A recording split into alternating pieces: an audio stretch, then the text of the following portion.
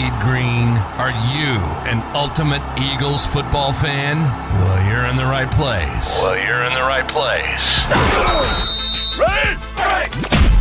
This is Birds 365, hosted by the new Mac and Mac, Jody McDonald and John McMullen. Here we go!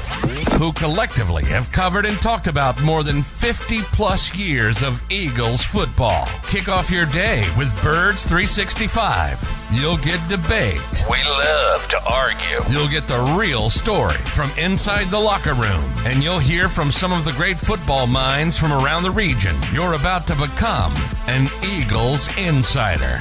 Get in the game. Join Jody Mack and Johnny Mack and join the football community that flocks to Birds 365. Birds 365 starts right now. Welcome to the NFL. Let's go! Let's go! Go!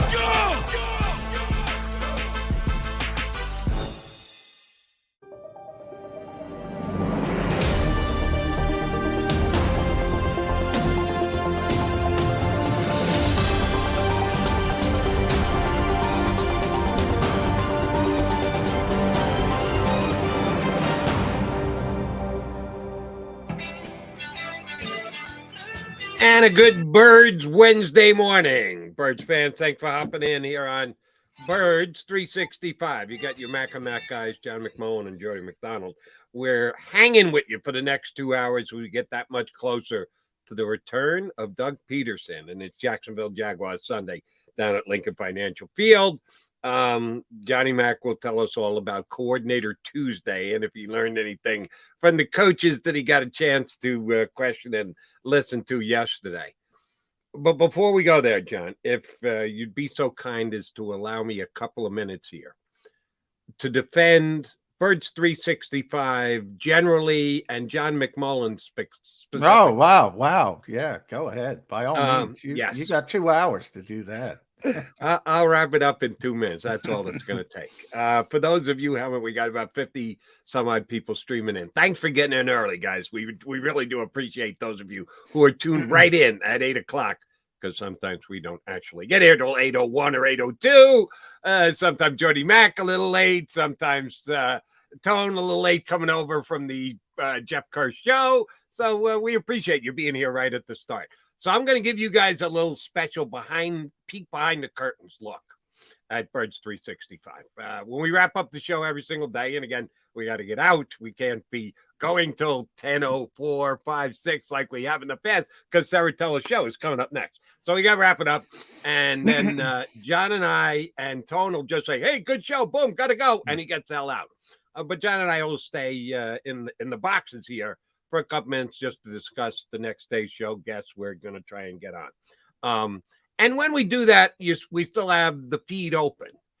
And when we're on the air, we don't use those who comment much. And not that we don't appreciate you guys because we do, but I got John to talk to. John's got me to talk to. We always have at least one guest, if not two. So we don't have as much time to get into. Some of the other shows here on JAKIB Media use the stream more than we do. The comments on the stream more than we don't.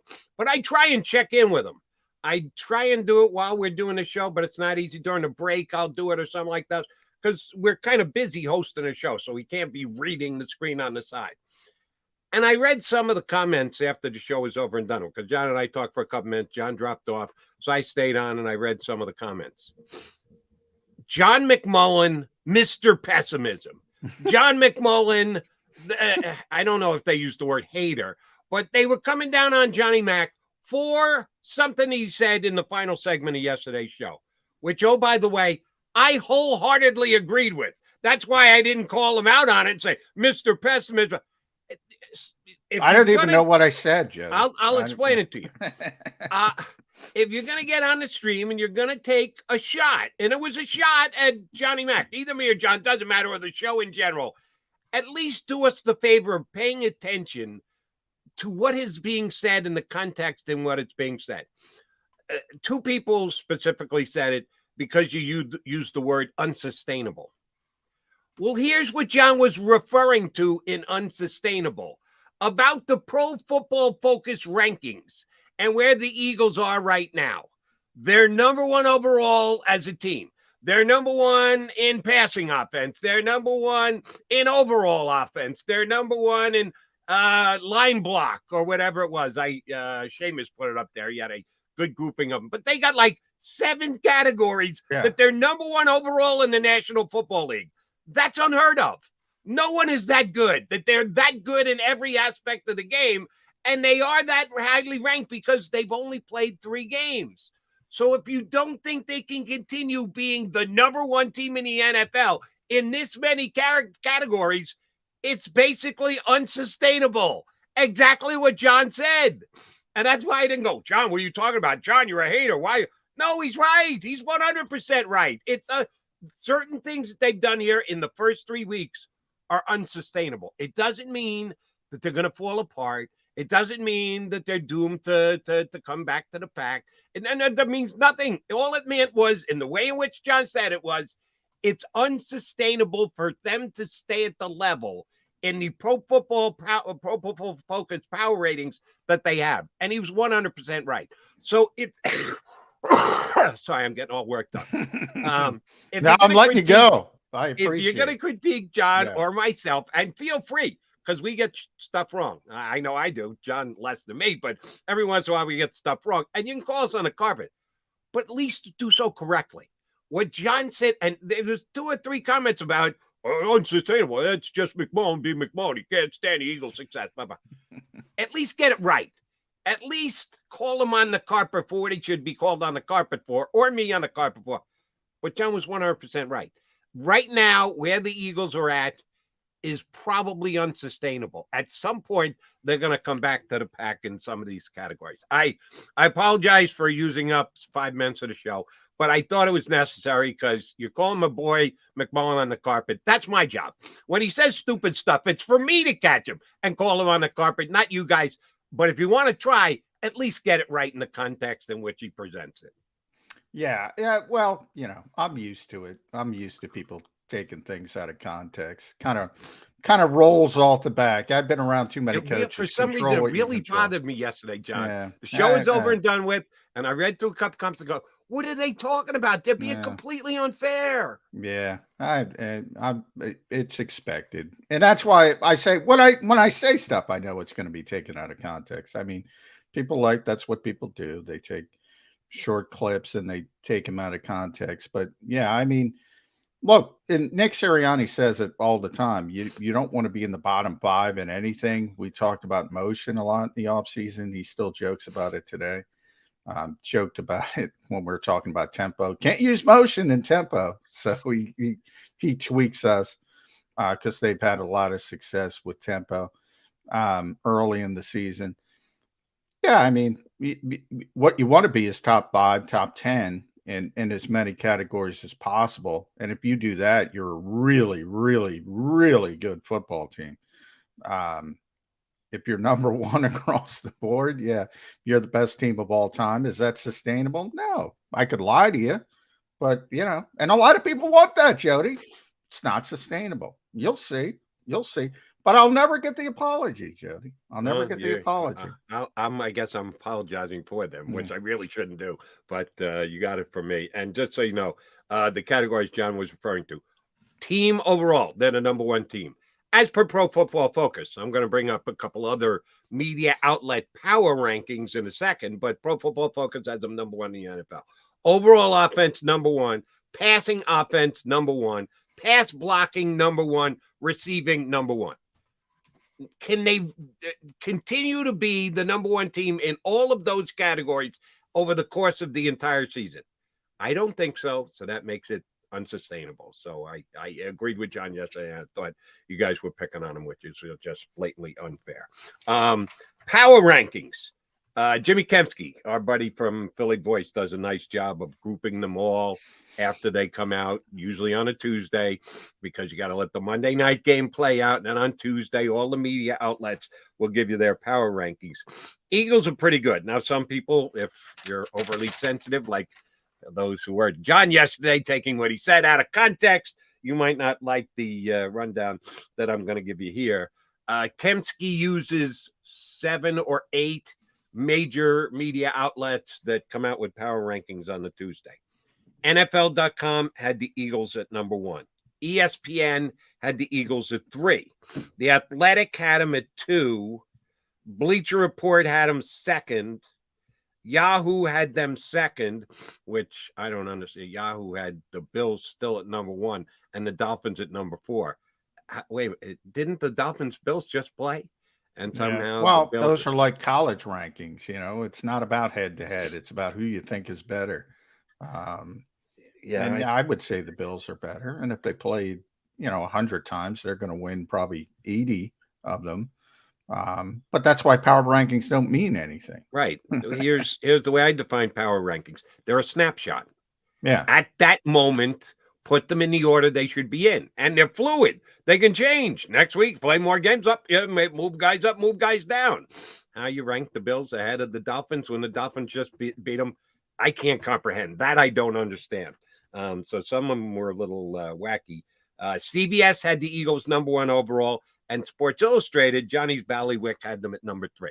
So they're 1, 2, or 3 everywhere. They're 1 in a couple of different outlets. They deserve to be. They have achieved what they've achieved through the first 3 games. Now the question is, can they keep it up? And it starts this week against Jacksonville, which is going to be a nice little test. John, I'm actually happy that the Eagles are playing the Jaguars this week. I don't necessarily want to see them play the Packers or the Bucks or the Rams, one of the other 3 top teams in the NFC. I don't need another cupcake that they're going to be able to roll over and be out to a 24-7 lead. And then we got to come out and go, yeah, but they didn't score any points in the second half. And you defend them by going, oh, it's human nature, Joe. Yeah, you get a big lead, you just take your foot off the gas. I don't want to hear that again. So I think this is a perfect matchup for the Eagles this week. Jacksonville provides just the exact test that this team needs right now.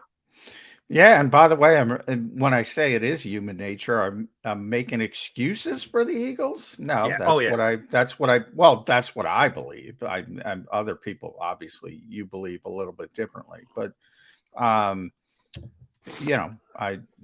just pointing out you can't hate first excuses. week human nature. I'm good with it. Second week human nature. All right, now I'm starting to struggle with. Third week in a row, you're a National Football League team. You haven't figured out that your human nature got the best of you the last 2 weeks. Correct it.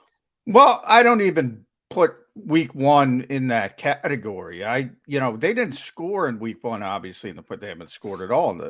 So we all know that. But they put the game away. I think people forget that. They ran a textbook version of the 4-minute offense. They bled the clock dry. They didn't give the football back to the other team. That's exactly what you're trying to do. That's the goal of every team when they run the so-called 4-minute offense. So I think they did the job. I think they showed they were tested in week 1 and they showed a sense of urgency. Everybody in the building knew they were going to run the football, including the Detroit Lions, and they ran the football and they bled the clock. So that to me is impressive. Week 2, week 3, they weren't challenged. Yeah, those are human nature games. Nick Sirianni admitted it after the first one. He didn't admit it after the second game because he didn't want to go down that route. Because of what you're saying, Jody. You don't want to hear it. You don't want to hear it. You don't want to double down on that kind of stuff from a coach's perspective. But that's what happened. I mean, you can pretend it didn't happen from Nick Sirianni's perspective, but that's what happened. They were never challenged. If they were challenged, my gut in these games, I always talk about games have personalities. My gut is they would have responded. If the field goal is returned, for instance, against the Vikings, or if Irv Smith doesn't drop the pass, my gut is they would have responded. They didn't. They made all those mistakes, Minnesota, and little lackadaisical. Same thing with Washington, who couldn't get anything going until garbage time.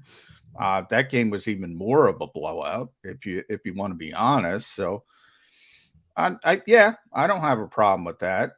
So you look at where the Eagles are. We talked about all the rankings, and Jacksonville is a much improved team with Doug Peterson coming in. The Eagles, I think, are number 1 in offense in the NFL, number 5 in defense, by the way. For all you Jonathan Gannon haters, number 5 is pretty good. Jaguars are also top 10 in both. I think 6th offense, 7th defense, or vice versa. So, I mean, they've been playing really well. And you could say small sample size. Well, Eagles are on a small sample size too. So if you're going to take the Eagles very, very seriously, you better take the Jags very, very seriously. And it starts with the quarterback who's really talented, but they have a good defense. It's interesting. Probably the one thing both teams have done poorly, and really it was just week 1 for the Eagles, and that's tackling. And Jacksonville, the Eagles are, well, I'll look it up right now. They were 32nd. So we were talking after week 1. Now they're up to 26. So they're getting slowly better, incrementally better, correcting it. Jacksonville's 28th. Jacksonville's behind them as a tackling team. So maybe that's something to put an asterisk on. But they've been a really good team through 3 games. And, when you're that bad for that long and you keep drafting players, I say it all the time, Jody. You wake up one day and you go, wow, we got some good players. A roster.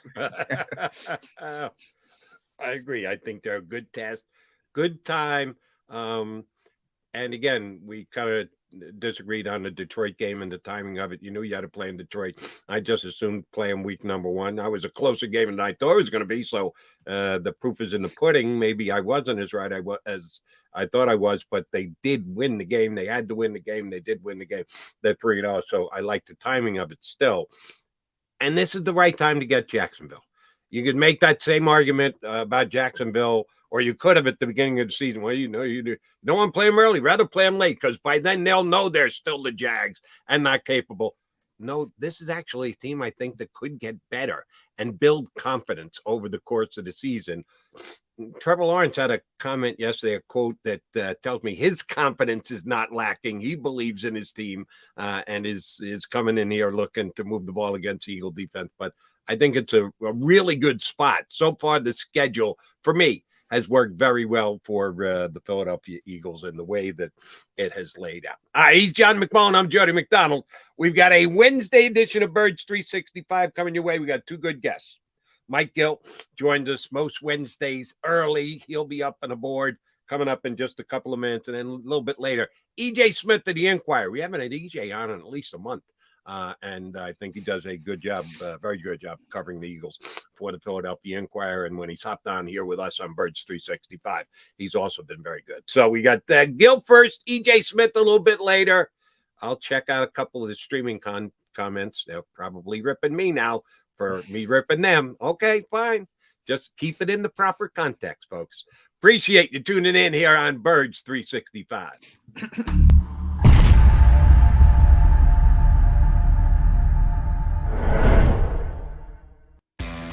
Go to get your game on.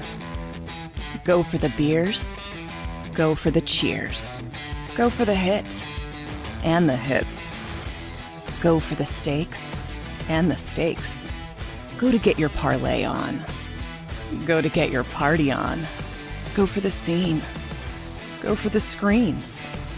Go for the gallery. Go for the win. Go to Ocean. Visit theoceanac.com to plan your visit. The greatest fans on earth. It's a bold statement, but would you expect anything less from Philadelphia? 58 years of heartache creates a toughness, a grit, a resolve not found in most. Sure, our prayers were answered, but now that we've had a taste, we're looking for more. Pondley Hockey, official partner of the Philadelphia Eagles.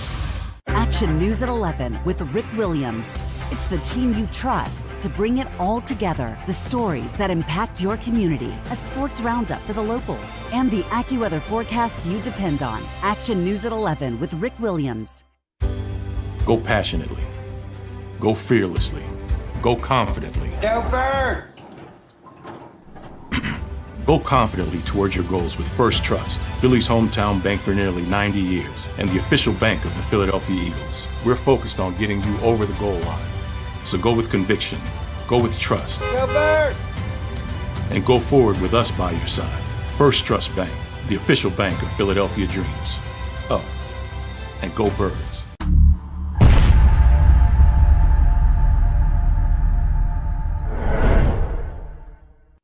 Welcome to Pond Lehocky. We've helped over 100,000 injured and disabled workers obtain benefits, as well as some of the biggest settlements in the state. If you've been injured at work, give Pond Lehocky a call.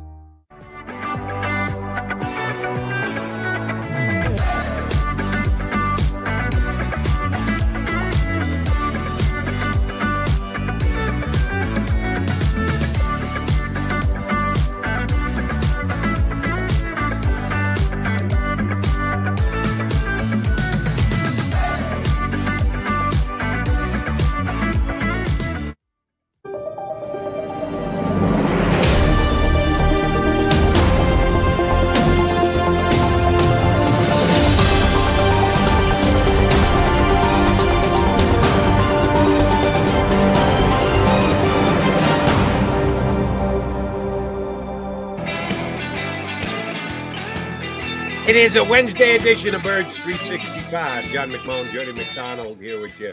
Thanks for everybody who streamed on in. And yeah, I'm getting beat up a little bit on the stream, but I knew it was coming because I didn't care. I was coming to defense of my partner, John McMullen. I'll come to the defense of Mike Gill whenever he hops aboard with us, unless he goes all West Virginia nuts on us. Then I'm going to. He's got it. Look at him. We got outdoor Mike Gill with the WBU. Those guys go hard. Kincaid, Mike Gill, all the WVU guys. There's a bunch of us around here, man. Shelton Gibson, Russell Douglas, Wendell Smallwood, Kaiser White. Come on, man. Is Wendell Smallwood still in the league? I don't think so. But he made it. You know, he was. Wendell he stuck was, around. He for was there while, for a man. hot minute. Got to give Wendell credit. You're right. Yeah. Yep. Let's talk about who's West Virginia got this week. It's a good question. Ah, come on, that's a bad Man, you job. got to by know you, the Mike answer Gill. to that. That's a you got the swag on. You don't even know who you're playing. They played Townsend last week, so you know, and then losing to Kansas, you lose before the season. Hey, everybody's losing to Kansas. Kansas undefeated. I know. All of a sudden. They play Texas this week. They're in Texas. All right. That's darn. I don't know what once Texas again is overrated anymore. as they always are. They're always overrated. Go get a win there, Mr. West Virginia. Actually, the voice of the Mountaineers, Tony Caridi, messaged me last night. So it was nice to hear from him. He just got put into the Syracuse Radio Hall of Fame. So those Syracuse guys, but Tony Caridi's the voice of the Mountaineers. He DM'd me last night. I do a podcast where I interview different announcers around the country. And we had Andrew Catalan on last week, and he got put into the Syracuse Hall of Fame. And Tony was telling me that he listened to the interview.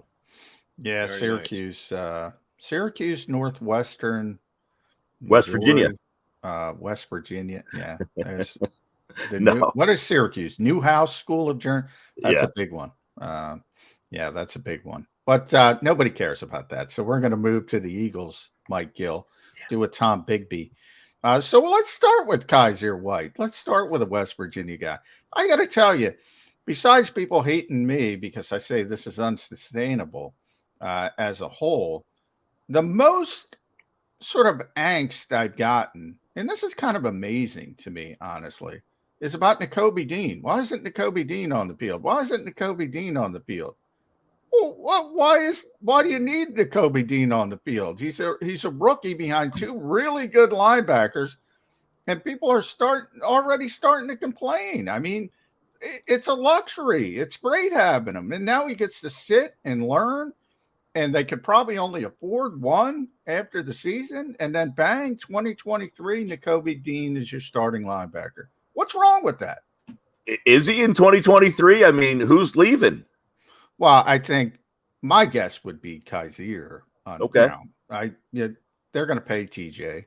And by the way, I think Nakobe Dean is better suited to play weak side linebacker than middle linebacker, just because of the size deficiency. So I think he's a better fit on the weak side. than in the middle. And TJ's better than Kaiser. I mean, TJ's good. TJ's Guys, good. you can make a strong argument of why this defense is, but we haven't complained about the linebackers once all season. Maybe the first game you had some missed tackles, but that was a collaborative Yeah, effort. that was everybody. Right.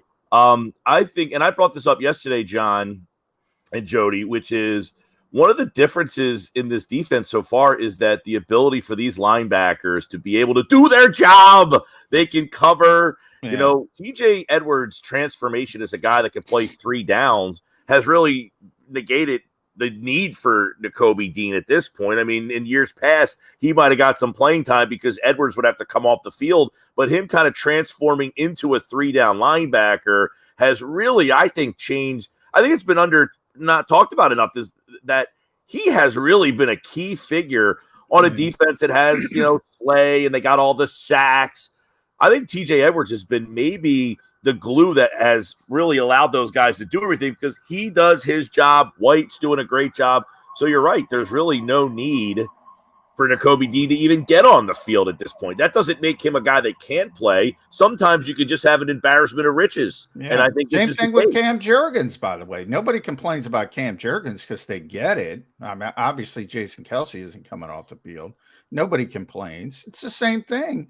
Well, and since week 1, we haven't heard, well, why isn't Jordan Davis playing more? He's playing the same amount of plays as he did in week 1. It's just that they're now getting the job done. His role is what it is in year number 1. So the complaints aren't there. We all like the new shiny toys. We were told Nakobe Dean was this, why did he fall to the 3rd round? So therefore, I want to see this guy in action. And hey, sometimes we can't have nice toys in Philadelphia. When things are going good, you can only find things to complain about. We don't like it. The phone doesn't ring as much when the things are going well. I think Davis's numbers have gone up slightly. Not a lot. Well, not a major jump, but they've ticked up slightly and hope they continue to tick up with his reps on the defensive line. Speaking of the defensive line, only 8 sacks out of the defensive line last week. Mr. Edwards got the only non-defensive line sack last week. Washington just that bad. They were just waiting to break out. What is the main reason why the Eagles went from okay at best quarterback pressure to the best defensive line play in the entire NFL in week number 3? Well, I mean, you get those weeks. Even last year, there were weeks where the defensive line had their day, and maybe they didn't have any 9-sack weeks last year. No. It's funny because John was on my show yesterday and said something about sacks and hurries, and a guy texted in calling him a moron, basically saying they're not the same. I'm getting it from all angles, Jed. Yeah, I saw that from all angles. All right. I kind of agree with your call yesterday. John overemphasizes hurries. Hurries aren't sacks. The call is right. There's a difference. Hurries could be effective. They're not sacks. Right. His tell point Daniel was, Jones and Carson Wentz that this week. Yeah. His point was Daniel Jones was hanging in the game till the last minute. Carson Wentz was not. No. That's because of Cooper Rush. But his point really was a sack.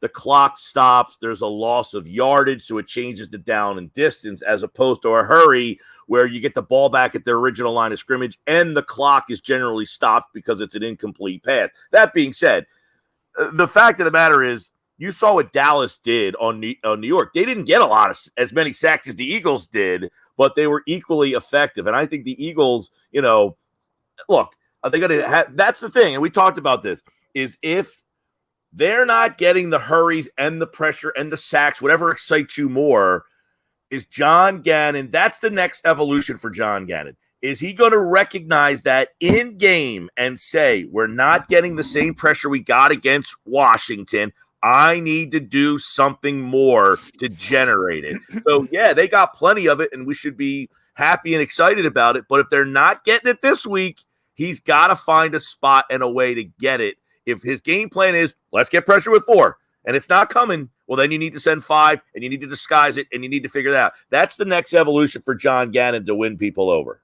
Yeah, and I think, I'm going to defend myself here. It's not that I don't like sacks. I think people don't. Sacks are always good. Sacks are never bad. It's never bad play. I just mean, look at the difference between Kirk Cousins and Carson Wentz. same pressure. Carson holds onto the ball. Kirk doesn't. Kirk throws it up for grabs. Darius Slay, red zone interception, red zone, Avonte Maddox, interception. Good things can happen from pressure. Sacks are never bad, but good things can happen from pressure. I think people don't.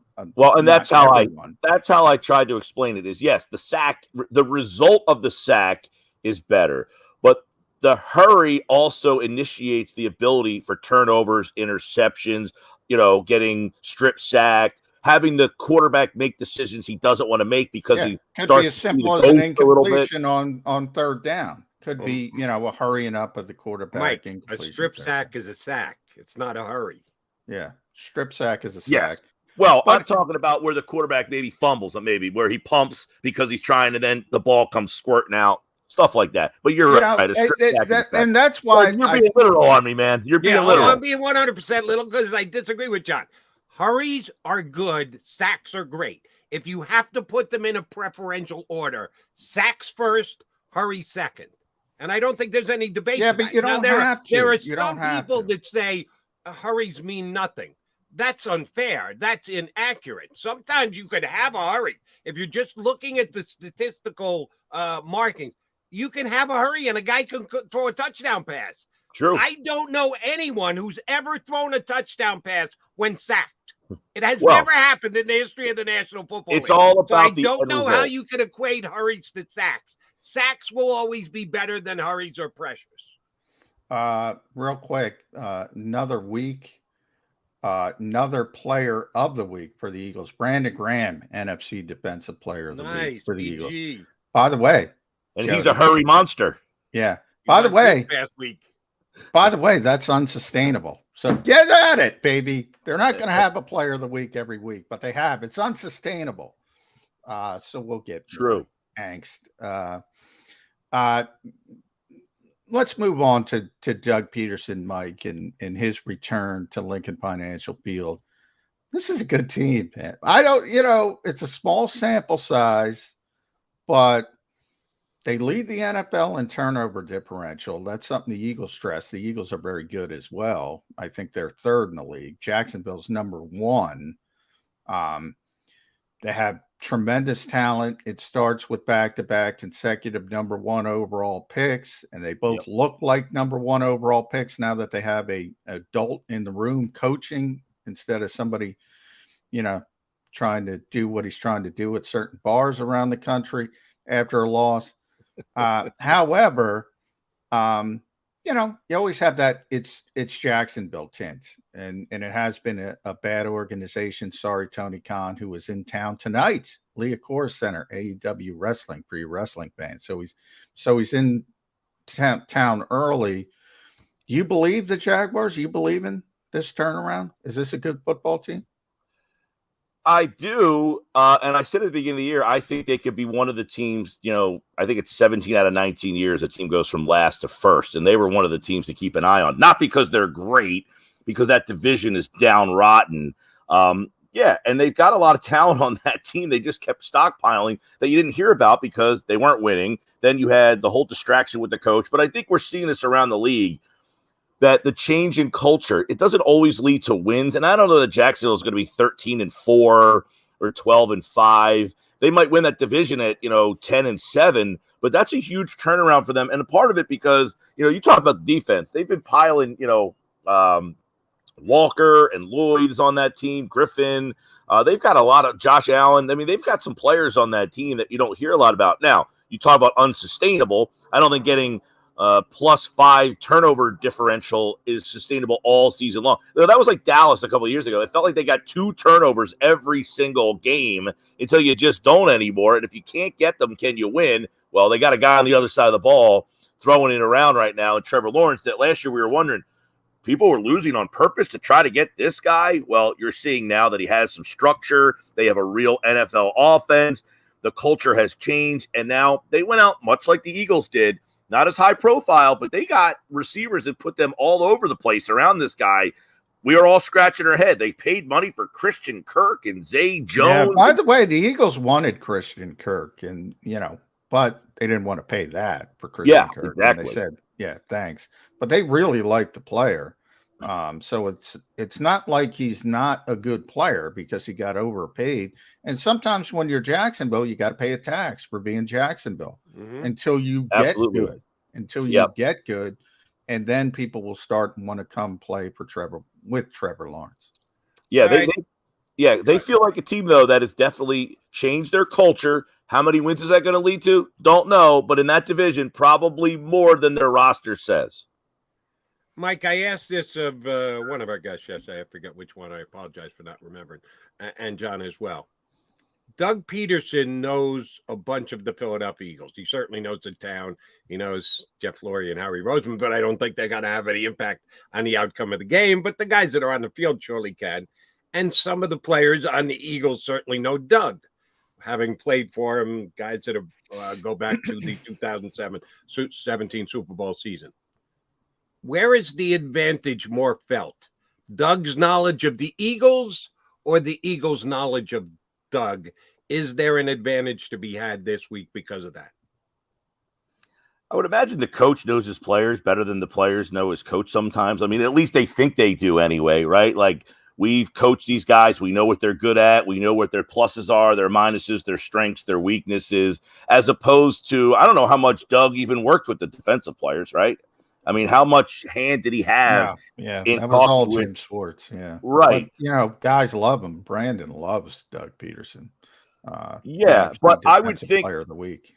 And the Eagles coaching staff, none of these guys other than Stoutland. Now, Stoutland might be interesting. He might be a guy who has a lot of input this week who said, hey, I sat in the room with Doug and we designed plays and I know what he likes to do on third down in that situation. So I think Stoutland could be a key kind of guy in this situation there on that side. But I would imagine Doug. Now, how many guys really, though? The skill players, none of them were here. Goddard. So, I don't know how much input Doug will have in terms of the Eagles' offense because that personnel is a lot different and it's a completely different coach's calling. But he might know on the defensive side of the ball, hey, I know Fletch really likes to get over-aggressive in this spot. Let's do that. Brandon, same thing. A lot of players on the defensive front are still here, but most of the guys in the secondary are gone. The linebackers are obviously different. But it should be a fun chess match to see it all kind of unfold. Yeah, here's my concern from the coaching perspective. And maybe you bring up Stout is the most important coach for the Eagles. Well, he might be every week, but this week particularly because of his intimate knowledge of Doug and the offensive game planning. Similar for Jacksonville, though. Nobody knows Nick Sirianni better, with the possible exception of Shane Steichen, than Mike McCoy and Jim Bob Cooter, and they're both on Doug's staff. Mike's the quarterback's coach. Jim Bob is the passing game coordinator. I mean, they know Nick backwards and forwards. Mike McCoy was here all the time in training camp last year before he got the job in Jacksonville. Jim Bob was on the Eagles staff, although they didn't admit it, as a consultant, especially. And Nick leaned on him, especially after the poor start. I don't think people are paying attention to that as much. This might be a game where you have to break your tendencies because McCoy and Jim Bob know what Nick wants to do. Yeah, well, how much, though, does Nick call the plays anymore? How much does he impact that part of the game? I mean, Shane Steichen's getting a lot of this praise in terms of, he might be a head coaching candidate. Well, on game day, how much is Nick impacting the play call? Well, no, on game day, and Nick is very vocal about this. It's his offense, and he wants a stamp on everything. I think people don't realize, the prep during the week. Everything is put on the call sheet. Everything is known. We're going to do this in this situation. We're going to do this in this situation, backwards and forwards. There's a little bit of a change, and Nick always says, because people are different. So if you and I work for 40 hours and, we got everything, we're on the same page, but you're doing it or I'm doing it, it's going to be a little bit different, but not much. So that's that. Nick's very involved with this offense, very involved. Yeah, absolutely. Listen, every week I think in the NFL, guys sign guys off practice squads to try to pick their brain on, hey, you played on their practice all week long. What do you know? You know, we see this all over the league. This one seems to be a little bit closer because Doug was here for so long. I wonder, guys, and by the way, I'm in the chat in the background on another device because my laptop's going to die here in a minute. So if Tone wants to put me in, if you see me back there, I'm on my other device. But the energy in that building is going to be very awkward, I feel like, in the beginning. Like, we're going to cheer, but we're 3-0. We love this team. We're excited, but this guy is here. I feel like it's going to be a very odd dynamic when he comes out, or how they introduce him and what they do for him. Don't you? I think that ends at kickoff. I mean, when the ball is kicked off, it's about the laundry, as Jerry Seinfeld says. You know, you got to be wearing the right laundry, or they don't like you. They'll love Doug before, but as soon as that ball is kicked off, they don't like Doug. That's how I think it's going to be. Yeah, I think it'll even be before that.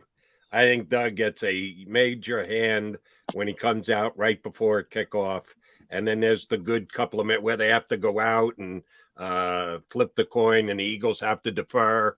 It'll be an Eagle crowd by then. It'll be a couple of minutes of applause for Doug, and then it's over and done with. Did they put a video up? Does he get a tribute? No, Is there nothing? That's no video, huh? No, that's for no JJ Redick video, like the wave. That's for after TJ McConnell. Down the road when he goes in the Eagles Ring of Honor, maybe that's for that's. Well, but I guess, John, when's the next time Jacksonville would be here? 8 years, 10 years, 14 years? Probably eight years. But I mean, in the case of Doug, if he retires at some point, they'll probably have an anniversary, of the Super Bowl team down the road. Those are what those moments are for. He's coming back as a visiting coach. We already saw it with Andy Reid. Yeah, nice cheering, and then you get down to the game. Did they or didn't they have a video tribute for Andy? I think they did. I think Gil's onto something. I think that the Eagles could put up. They got enough video to play with. Something that certainly signifies the Super Bowl win, because that's an Eagle achievement, along with a Doug Peterson achievement. He's got to be center stage of it, but you can certainly add to it. So it's not something like the crowd's looking up. Why are we looking at this? Oh, we're looking at it because we won the Super Bowl. That's right. Doug was in charge. Well, here's a question. I think they may go video tribute. A short one, not more than 30 seconds. Yeah, like a quick, welcome back, Doug, and him with the hands up and the confetti falling down, and maybe him and Nick, shaking the head. I imagine, and that's why I'm like, the energy in that building is going to be really weird, because people are going to be like I don't know. It's like when the Sixers bring back Allen Iverson, it's like he's up there so many times, and when you see him, no matter how many times you saw him, you remember what he did for, not that they won a championship, but people just embrace him. When he came back with the Nuggets, or there were huge. No, there was a huge ovation. I was in the building that night. But in the fourth quarter, he did. In the fourth quarter, if the game was on the line, and it probably wasn't at that point, but they would be rooting for their team. I don't think it's that strange, other than Jalen Reagor comes back, everybody boos him every time he touches the football, every time he comes on the screen. They don't like him. Carson Wentz, when he comes back, if he's still a starter by that point, they don't like him. They're going to boo him. Doug, they like, so they're going to cheer him until the game starts. I think it's as simple as that. Now, I did forget to add that Doug did, have Jalen here, and he might have opinions on what Jalen can and cannot do, right? He might have some opinions of, hey, I know this kid. Player, though. Correct, but he might go off of what he remembers and say, hey, when I had this kid, he struggled doing X, Y, and Z. And now, this could be a good game to find out how much Hurts has developed. Yeah, and I think developed quite a bit. You're right, John, when you say that Jalen Hurts has changed a lot since when Doug Peterson was coaching him. But I think you got to give Doug some props for it, because there was a whole bunch of Eagle Nation, that, including, I would bet, the owner. Howie, I'm not sure. Wow, that's a good question. I'll ask you guys in a second. But not everybody wanted Jalen Hurts to get on the field. They were, what do you mean you're benching our $100 million quarterback? We know he's not playing well right now, but he's the man. You can't bench him, Doug. I thought he was 1 week too late, but he did it. And that flew in the face of some people in the Eagles, certainly Eagle Nation, and within the organization, I would bet, that didn't necessarily want that to happen. So I think Doug is at least a contributor to the fact that Jalen Hurts is now one of the best quarterbacks in the National Football League. I think you got to give Doug some credit, because he put him in there for the first time. That 2020 season, man, you could have made an argument that you could have put him in at any point. That's how bad Wentz was. I do agree that people wanted to see him work out of it, but I think there was another side. It was like, dude, he is so bad right now that you can make an argument that you have to sit him. Now, logically, you couldn't at an earlier stage of the season, maybe a week early, but because of the money. And that's what comes down to these decisions. He was getting paid so much that you couldn't put your head around. We just paid this guy, and now we're going to bench him for a guy that people scratch their heads at why you even took. Yeah, yeah. Oh, John references this all the time. Our buddy Andrew Brandt, who's great, and hopefully we can get him on in a couple weeks. The Eagles will not release Doug. No one has ever taken the dead cap hit that the Eagles would have to take to trade Doug, to trade Carson Wentz. Guess what? They traded Carson Wentz, and they took the dead cap hit. So Andrew was woefully wrong about that. Your point is right on, Mike. A whole bunch of people said, but we have to go back to Carson because the money dictates we have to go back to Carson. No, they didn't. And just to kind of roll off that point, just to see where this Eagles team is and then where they're going, the dead cap hit should have put them in disarray.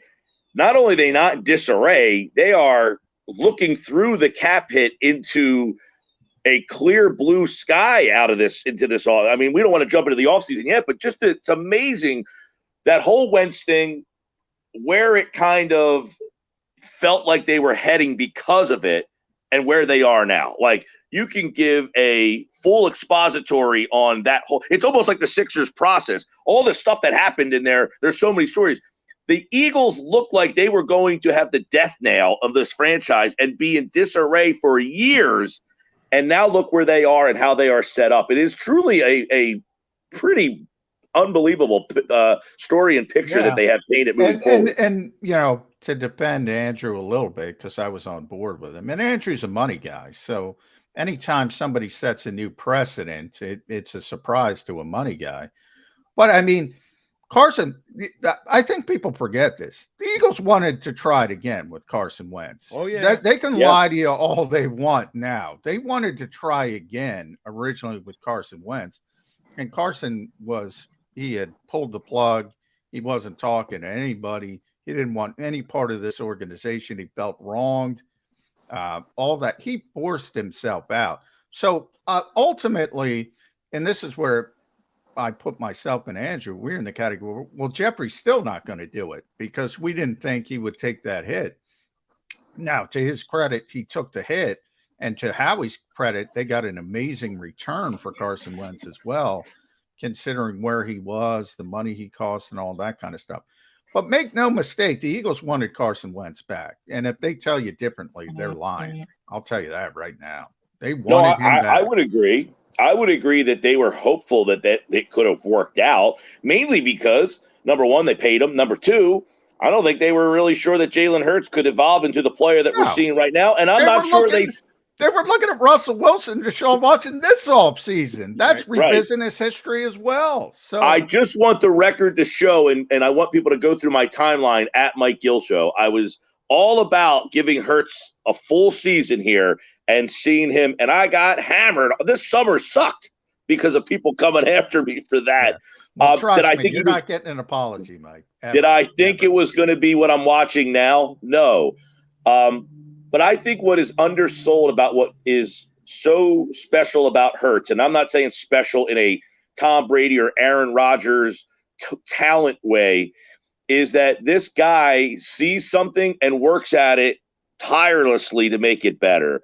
And sometimes for some guys, it works instantaneously, and that's the society that we live in. And other guys, it takes 2-3 years.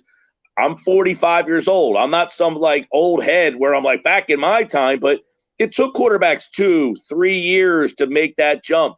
And maybe Hurts is just an old soul that it's taken him 3 years to kind of make the jump. And I hate the Josh Allen comparisons, but Allen was an inconsistent thrower, bad decision maker, and then voila, I got Stephon Diggs, and now I'm an MVP candidate. And I think Hurts is going through a similar process of the game slowing down. He's incorporating it better. I worked my ass off, and you also gave me weapons. What a help. Yeah, A.J. Brown's a big part of this as well. And, Nick Sirianni, to go back, during his interview, a large part of his interview was, how can you fix Carson Wentz? The Eagles were trying to go in that direction, but they couldn't go in that direction. And sometimes very similar to Doug Peterson over Adam Gase and Ben McAdoo, very similar to Nick Sirianni over Josh McDaniels. Sometimes it's better to be lucky than good. And then people say, oh, look at what they did with Jalen Hurts. They didn't know what they had with Jalen Hurts. Let's be honest. So if we're talking about Hurts and his development, John DeFilippo was the guy who got a lot of credit for where Wentz was. Who would we say is the guy that needs to be on Hurts's hip pocket there moving forward? Oh, I think you just said it, Mike Gill. Jalen Hurts. Because at least from what's being reported, he is such an extra effort guy. He puts in time. He puts in work. Yeah. He goes above and beyond other quarterbacks in the league, other guys on his team, the Philadelphia Eagles. I'm not trying to short sell the quarterback coach or Steichen or anyone on the Eagles coaching staff, but I think Jalen gets more credit than anybody else for the improvement of Jalen Hurts. And I like that answer. I guess the question moving down the road is, let's say Shane Steichen gets head coaching job and he's gone. Are we going to wonder? Oh, my God. Do you mean that mean he can't exist? That was the most overblown story this year. 2 straight years in a row in the same offense. That's the reason that Jalen Hurts is going to become a player. No, it's not. It's because of what Mike Gill just said. Jalen Hurts put in the effort. Yeah. Jalen Hurts made himself a better player. Howie Roseman made him a better player by giving him A.J. Brown. All those things come before. Ooh, 2 years in a row in the same system. I bring this up all the time. I'm going to bring it up again. At Mike Gill's show, listen to Mike every day, 2 to 6 on the Sports Bash, 97.3 South Jersey. People forget 2016, 2017, before the 2017 season, Carson Wentz went out to work with Tom House and company in Southern California. The guys, when it comes to mechanics, after that season, now he got hurt, but never went back. Jalen Hurts did the same thing this year. His mechanics are improved, his footwork, all that kind of stuff. The difference is, I guarantee Jalen Hurts is going back. I guarantee it. To sustain and do that maintenance. That's the difference. Yeah. Hurts is one of those guys. And I said this about Wentz, so I will throw that into the mix. Because Wentz in 16 and 17, you felt like you finally had a quarterback that just competed and just did everything possible. Because in the beginning, Wentz just looked like, I will do everything possible. And what made Wentz special, and this is what the unfortunate part is for him, the revisionist, the I told yous, he's not the same player. The guy you're watching now is not the player that he was in 16 and 17. What made him special was his escapability. He could do things with his legs. He avoided the rush. When people came, he spun out. He reverse spun. He's not a pocket passer. So you're judging a guy now who's just not the player he was. But when you had Wentz then, it was like, I just can't see the Eagles having a 4-12 season, 5-11, because this guy just competes his ass off. That's kind of how I feel about Hurts. Whether you think he's got the talent or that he's got the skill set, I feel that he competes so much and the guys love him so much. Does he have the uber talent? No, but he's not a bottom 5 talent guy. And I feel because of that intangible, this team with him will always be, put it this way, they will not have lost seasons with this guy as long as he's here. All right, Mike Gill, I need you on the record. even though my partner and buddy Johnny McMullen gave the Eagles a pass for the 2 3-and-outs that they had in the fourth. I thought I hated the Eagles, Jody. I thought I hated them. Well, I'm giving them a pass. You gave them a pass for the Detroit game, and the fact that they did one thing in a Detroit game, they got the first down that they needed to eventually win the game. They had 2 3-and-outs in the fourth quarter before they did that, but they have not done anything in the fourth quarter so far. And John has given them the human nature pass the last couple of weeks. They were ahead. They didn't care. They did so what? They didn't do anything. They haven't scored a point yet in the fourth quarter. Is it going to be necessary? Or the third, by the way. Or the third. Well, the third, they got a couple of points against Detroit. The last 2 weeks, they haven't got any points in the third quarter. But they did score in the third quarter of the Lions game. 0 for fourth quarter, all year points. Will they need to score fourth quarter points this week against a plucky Jacksonville Jaguar squad? Well, they need to. Sure, yeah. Am I worried that they have it? No. I equated it to a team puts up an 8 spot in the 6th inning and then they don't score the rest of the game. You still had a crooked number and they put the game away. I feel like the play calling changes. You don't want to show Jacksonville or Arizona or Green Bay or anybody else anything. So you scale the playbook back. I've heard John, he mentioned this on my show, and I do agree. I talked about it Monday, which is I don't think they felt that Washington was going to get back in that game. And if Washington did, I'll expand my play calling a little bit. So if needed, I think they have it in them. And yes, Jody, I think they will need to score in the fourth quarter this week because I think it will be a plucky type of game. That's right. It's not sustainable. They will have to score in the fourth quarter. That's sustainable being a good thing. Actually scoring in the fourth quarter. That's what we want to hear, Johnny Mac. Thank you very much for that. What it comes down to for me in most of these games, though, guys, and it's not fun to talk about, their offensive line. Now, they didn't run the ball particularly well in the second half of that game when they could have ran the game out, but their offensive line just dominates these games. I mean, that's the difference between them and these other teams right now is their line. These other teams' lines have holes everywhere, and for 4 quarters, the holes are going to leak somewhere. The Eagles, it's a rarity to see a leak in that line, and that is just so undersold how good that line is. Yeah. The only team of the 3 games that put true pressure on Hurts was Detroit, and they had to bring 5 or 6 to do so. Yeah. They blitzed. And Jeff Stoutland, Tennessee needs an offensive lineman. They pluck one off the Eagles practice squad. Detroit needs they pluck one off the Eagles practice squad. It's amazing. People know where to come for a fill the void offensive lineman. Mike Gill, a pleasure always, bud. Good luck to your Mountaineers this weekend. If you lose to Texas, we'll make fun of you next week. All right, boys. Thanks, Mike. Mike Gill from the Sports Bash down the shore, 97.3 ESPN, hopping in with us on Birds 365. All right, Johnny Mac, Jody Mac. Your Mac and Mac guys coming back. We'll get E.J. Smith from the Inquirer up a little bit. I want to ask John about what's the Poe quote? The Raven no more? Quote the Raven no more? Quote the Raven no more. That's us here in Philadelphia because he's low Ravens moving on to bigger and better things in Tennessee, which at least is a we got to talk about Stout. You go back to the Nate Herbig picked up on waivers immediately by your Jets. William Dunkel, nobody knows who he is, gets cut. Pittsburgh signs him 2 days later.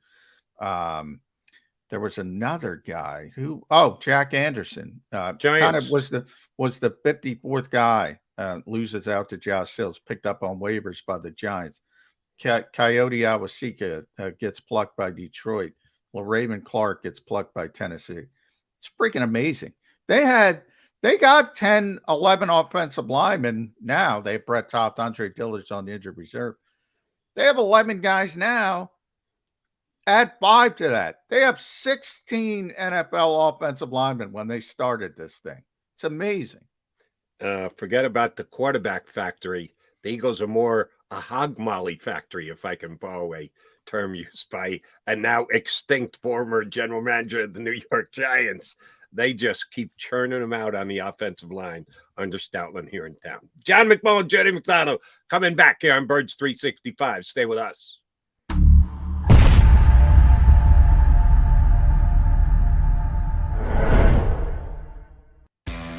Go to get your game on. Go for the beers. Go for the cheers. Go for the hit and the hits. Go for the steaks and the steaks. Go to get your parlay on. Go to get your party on. Go for the scene. Go for the screens. Go for the gallery. Go for the win. Go to Ocean. Visit theoceanac.com to plan your visit. The greatest fans on earth. It's a bold statement, but would you expect anything less from Philadelphia? 58 years of heartache creates a toughness, a grit, a resolve not found in most. Sure, our prayers were answered, but now that we've had a taste, we're looking for more. Pondley Hockey, official partner of the Philadelphia Eagles. Action News at 11 with Rick Williams. It's the team you trust to bring it all together. The stories that impact your community, a sports roundup for the locals, and the AccuWeather forecast you depend on. Action News at 11 with Rick Williams. Go passionately. Go fearlessly. Go confidently. Go Birds! Go confidently towards your goals with First Trust, Philly's hometown bank for nearly 90 years, and the official bank of the Philadelphia Eagles. We're focused on getting you over the goal line. So go with conviction, go with trust, Go Birds! and go forward with us by your side.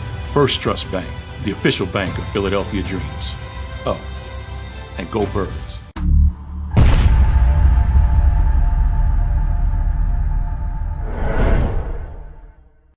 Welcome to Pondley Hockey. We've helped over 100,000 injured and disabled workers obtain benefits, as well as some of the biggest settlements in the state. If you've been injured at work, give Pondley Hockey a call.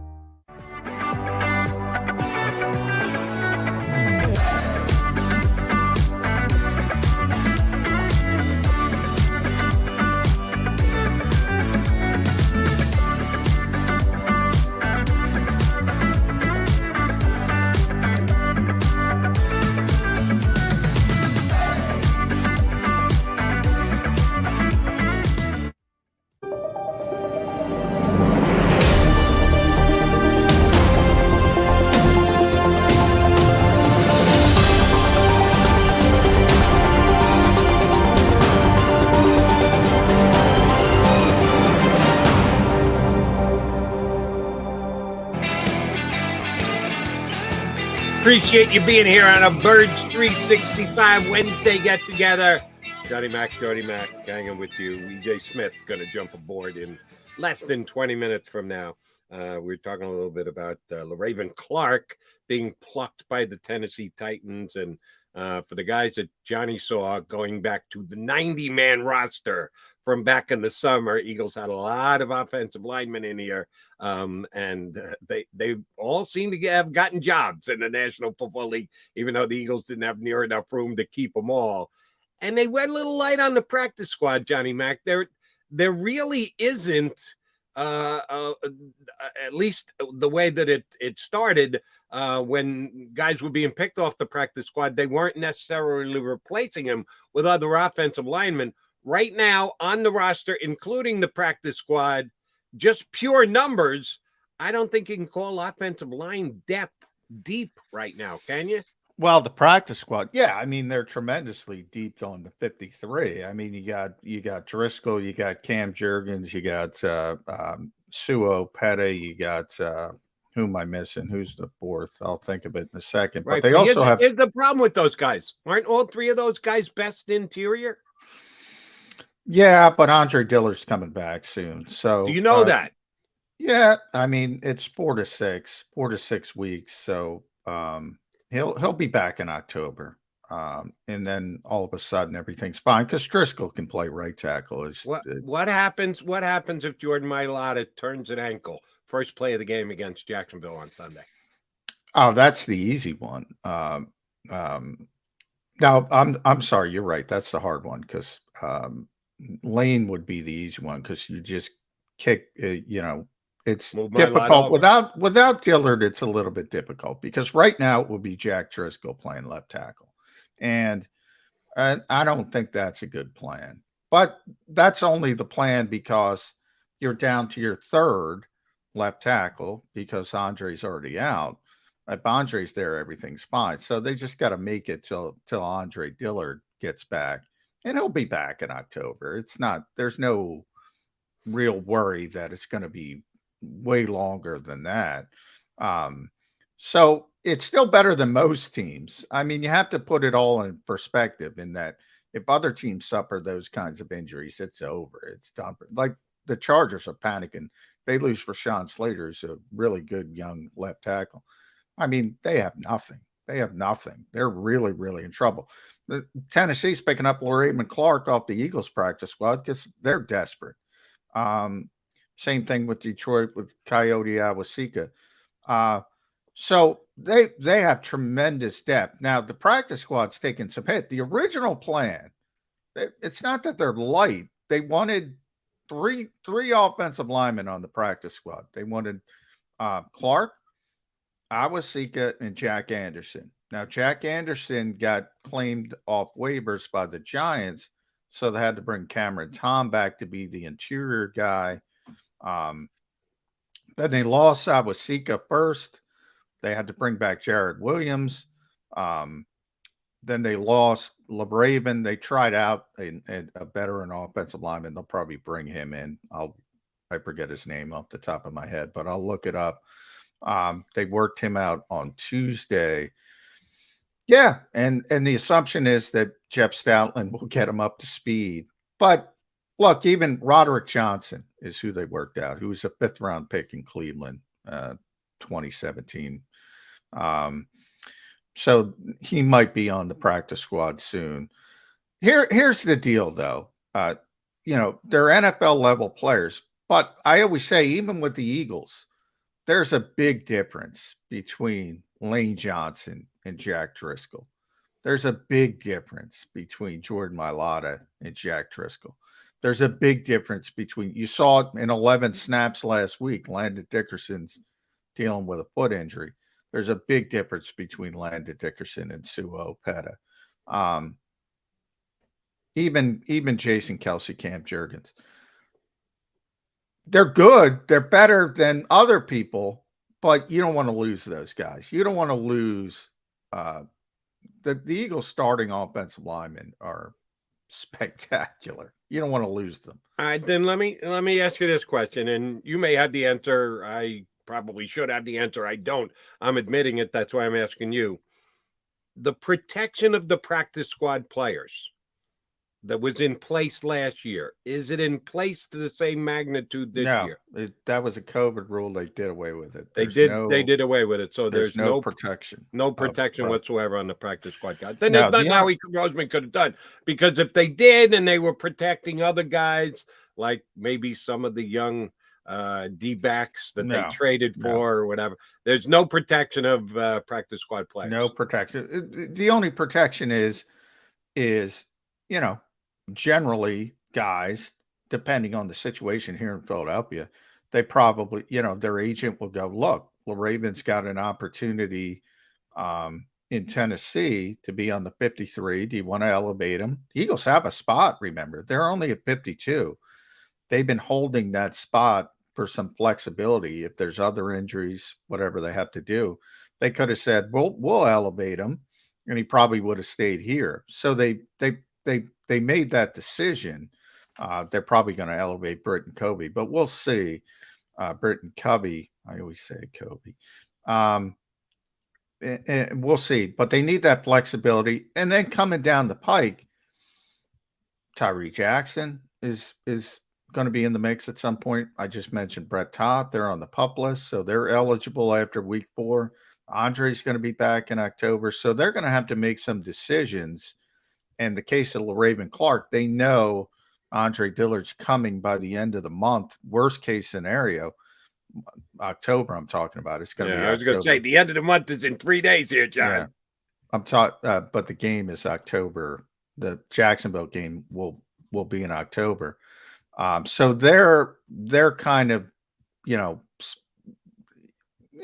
rolling the dice a little bit. And the hope that you can last a couple weeks and you won't need, and you hope you don't need Andre Dillard at all for the whole season. You hope Jordan Mailata's there for 17 games. But that's sort of every team has to go through those decisions, and they let LaRaven walk, and they'll persevere. So anytime a guy gets signed off another team's practice squad, it's not like a waiver claim. It's purely a negotiation by a player with an agent that you say, listen, we're thinking about adding them to our 53-man roster. Are you good with that? Because the way you described a potential conversation with Raven Clark's agent and Howie Roseman, that they would give the Eagles a chance to say, oh, no, we'll elevate him. We can't afford to lose him from the practice squad. We'll find that 53-man roster spot. It's not as soon as the other team puts a claim in for him and guarantees him a place on the... They get. You can sign anybody off anybody's practice squad each week until Tuesday. You can't sign anybody, so you have until Tuesday.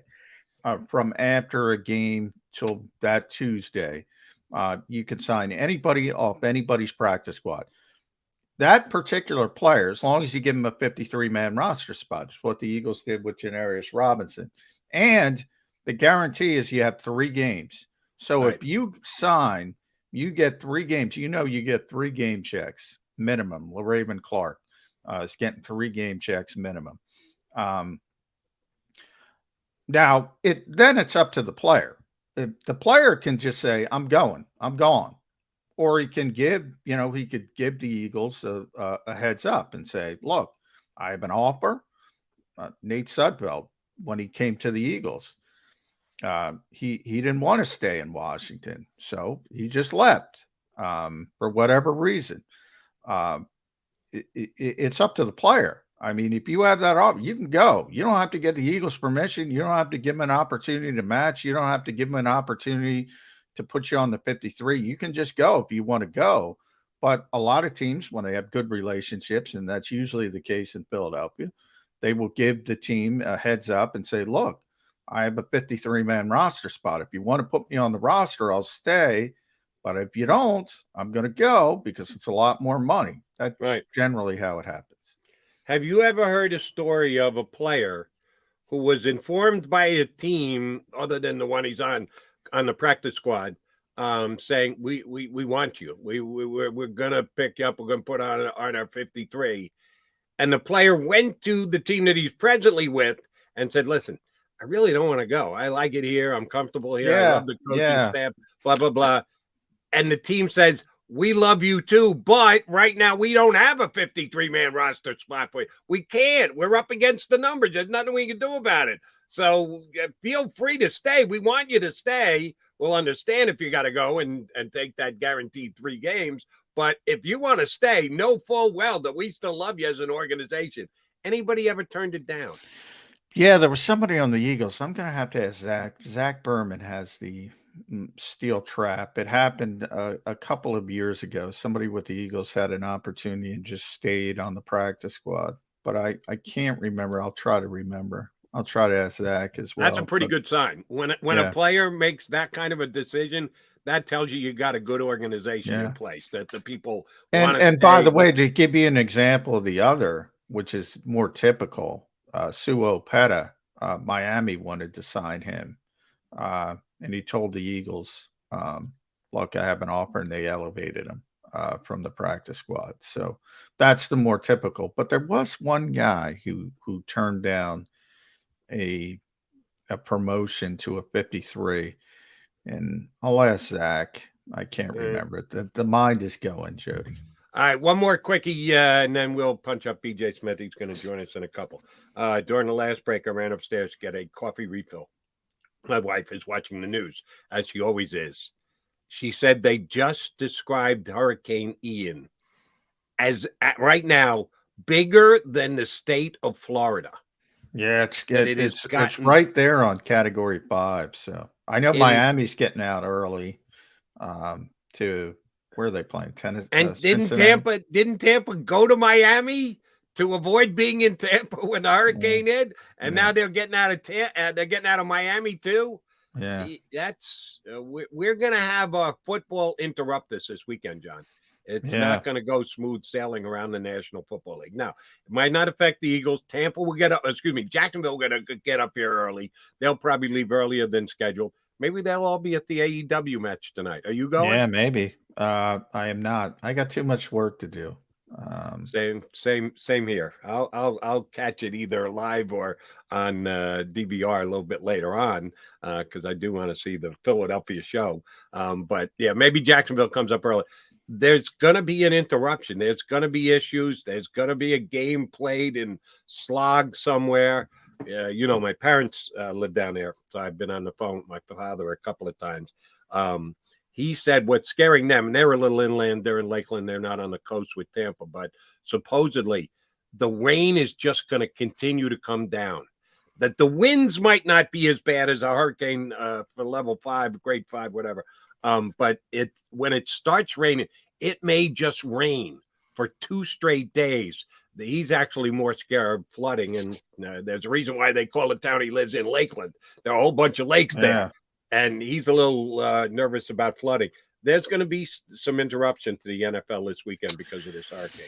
Yeah, and hopefully everybody stays safe down there. I know we booked a Jacksonville guy, so he's got to worry for Friday, and nobody knows what's going to happen. So yeah, and scary. And a couple days ago, by the way, it wasn't trending this negative, and all of a sudden it explodes. And I always say eventually I'm going to get down to Florida, but on these types of weeks, you start to rethink that decision. Yeah, I'll deal with the snow up here in the Northeast.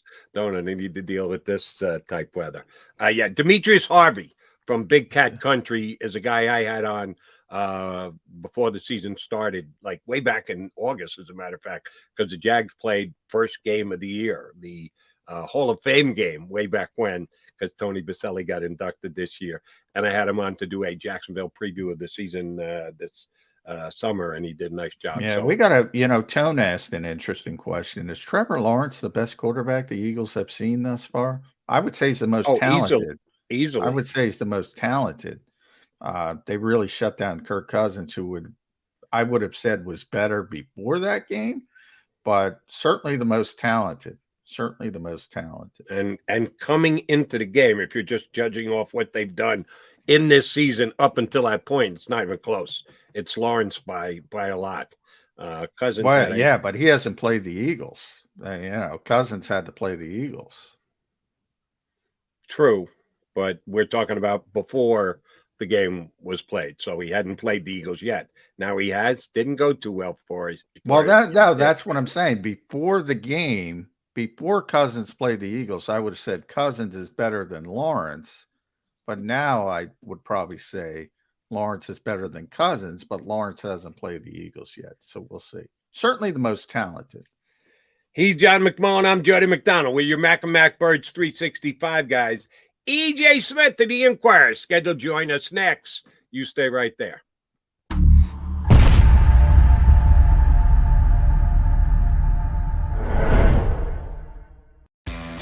Go to get your game on. Go for the beers. Go for the cheers. Go for the hit and the hits. Go for the stakes and the stakes. Go to get your parlay on. Go to get your party on. Go for the scene. Go for the screens. Go for the gallery. Go for the win. Go to Ocean. Visit theoceanac.com to plan your visit. The greatest fans on earth. It's a bold statement, but would you expect anything less from Philadelphia? 58 years of heartache creates a toughness, a grit, a resolve not found in most. Sure, our prayers were answered, but now that we've had a taste, we're looking for more. Pondley Hockey, official partner of the Philadelphia Eagles. Action News at 11 with Rick Williams. It's the team you trust to bring it all together. The stories that impact your community. A sports roundup for the locals. And the AccuWeather forecast you depend on. Action News at 11 with Rick Williams. Go passionately. Go fearlessly. Go confidently. Go Birds! Go confidently towards your goals with First Trust, Philly's hometown bank for nearly 90 years and the official bank of the Philadelphia Eagles. We're focused on getting you over the goal line. So go with conviction, go with trust, and go forward with us by your side. First Trust Bank, the official bank of Philadelphia Dreams. Oh, and go Birds.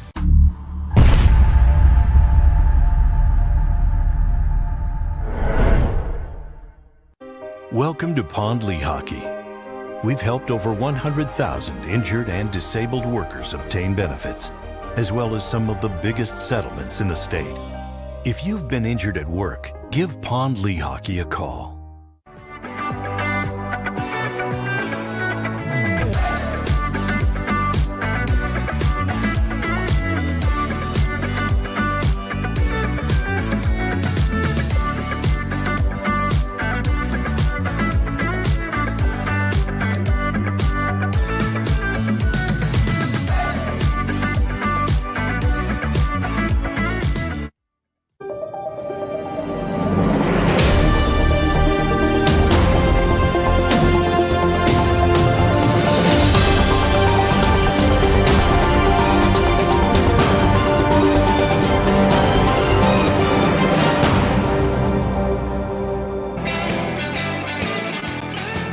Appreciate you streaming in here on Birds 365. Jody Mac, Johnny Mac, with EJ Smith from the Inquirer, who looks ready to go out and practice. You look like you're all loose, EJ, ready to go out and get some work in. You know, the Eagles have some questions along the offensive line with LaRaven Smith being LaRaven Clark, yeah.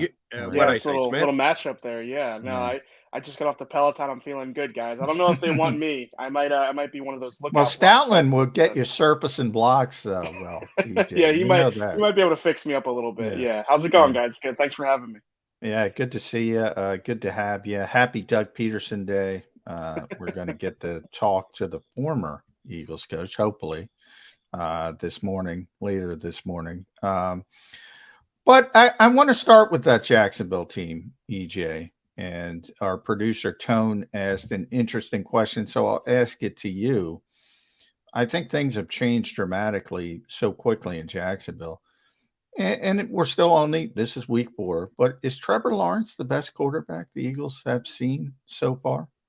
I was thinking about that yesterday, and I feel like it's a yes. Yeah, I mean, Kirk Cousins is kind of right on that borderline of is he elite? Is he not elite? I feel like with Trevor Lawrence, it's a little bit more over the top of that sort of Mendoza line of quarterbacks against the Eagles defense. I mean, he's the type of quarterback that's only going to get better from each week in and week out, especially as he gets more comfortable in Doug Peterson's scheme. And I mean, he's really talented. I mean, I watched that game against the Chargers, and it's like, man, this guy can throw 40 yards on a rope. You know, it's just the way the ball fires out of his hands and just kind of his understanding, even at this early in his career of the game. It's he's pretty special. And, obviously I'm not the first one to make this comparison. I'm not going to be the last one, but they do have some 2017 Eagles DNA going on. I mean, that offensive performance against the Chargers, that's a talented defense, and they had 38 points and they had 3 red zone field goals. They left a lot on the table. So, I think this is definitely probably the best offense that the Eagles have seen, especially just because, I feel like the Vikings game, Kirk Cousins kind of just ruined everything by being Kirk Cousins. Yeah. I do. I agree with you. I think it's the best. I think this is the best quarterback they've faced so far. All right. I want to go back and revisit Doug Peterson Day. John knows I like my hypothetical questions, and I'm going to run one by you, EJ. Mm-hmm. Say, I don't know, EJ Smith or John McMullen or Ed Pratt or whoever were to ask Doug Peterson, Doug, do you think you became the ex-Eagle coach more because you went 4-12 or more because you tried to flex your muscles and have say over who your coaching staff was going to be, and that kind of annoyed the owner, and that's why he gave you your walking papers? What do you think Doug's response would be? I don't know what his response would be. I know what I believe, which is the latter. I think that his ability or inability to build a staff that the Eagles, brass was happy with was kind of the final nail in the coffin. I think I think it was kind of like an impasse where it's like the head coach should be able to pick his staff. That's what Doug's opinion is. I'm a Super Bowl winning coach. I should be able to pick my assistants. And the Eagles top, Howie and Jeffrey Lurie, they're probably looking at it like, well, you're not doing a good job. We need to step in. You were at your most successful when we picked your coordinators. So, I think that given the fact that Doug had won a Super Bowl here, he had kind of proven that, he could take you to the highest level and develop players and, run a scheme that would be, on the cutting edge of the NFL. I do think that the biggest problem that he had here was his staff building. And I think that was kind of what unraveled things for him. So I don't know if he'd answer it honestly, but I think that's what happened. Yeah, that's what happened. But, it's kind of interesting that he did win a Super Bowl.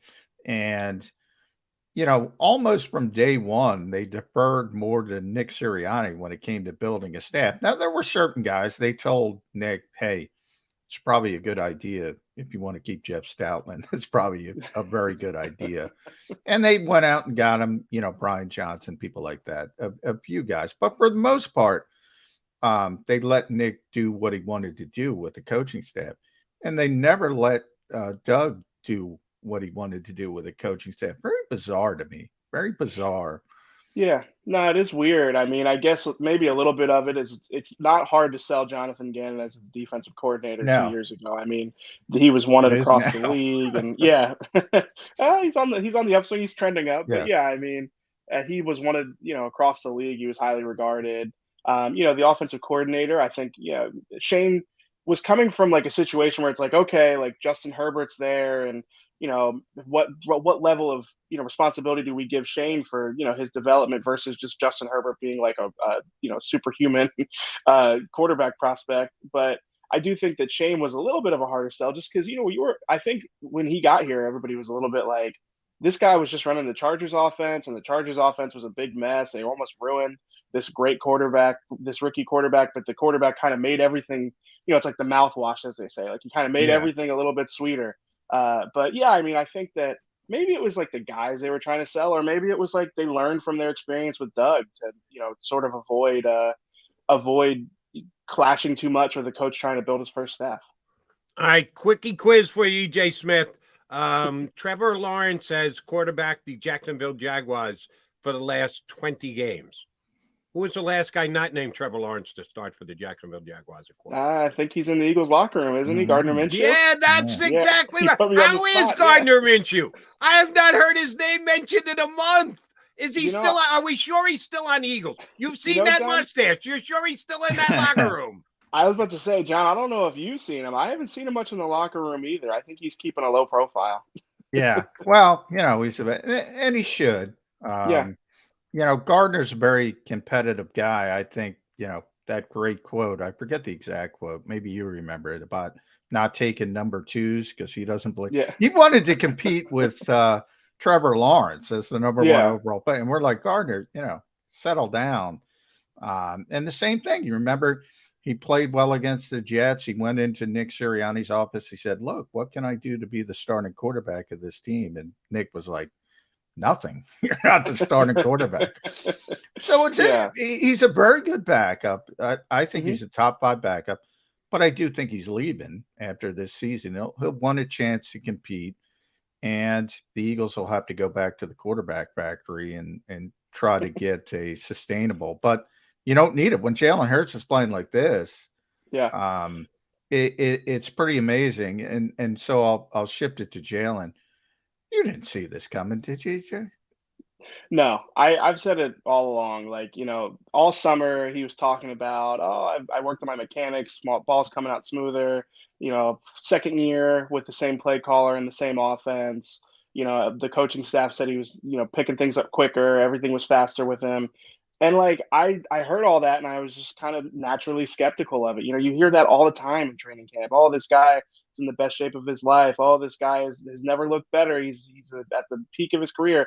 And it's like, you just need to see it. And through 3 games, like Jalen Hurts was not, spinning yarn there. He was being honest when he said like, I made significant improvements this offseason. He always talks about that, putting in the work all the time. Like it shows, I think the Eagles have seemingly always believed that he was going to reach whatever his potential was. And it was just a matter of finding out what that potential is. And I think he has redefined the ceiling there.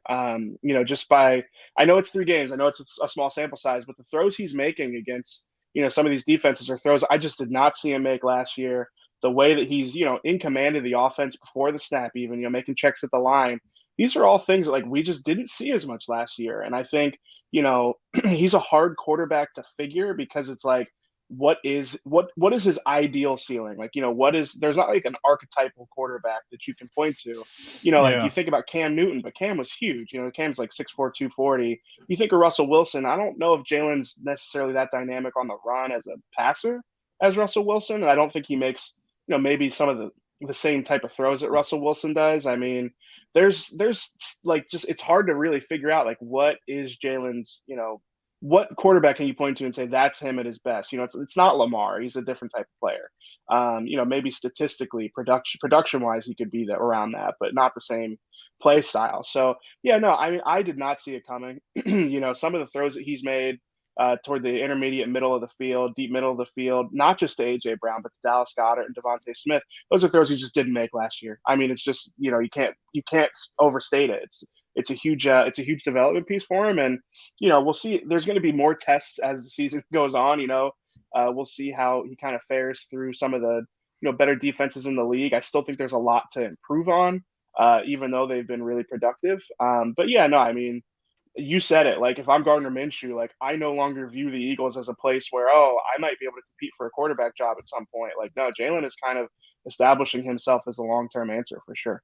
And, oh, by the way, you can use whatever metric you want to rate quarterbacks, rating, and different. If you look at Pro Football Focus, they got him rated the number 2 quarterback in the league right now.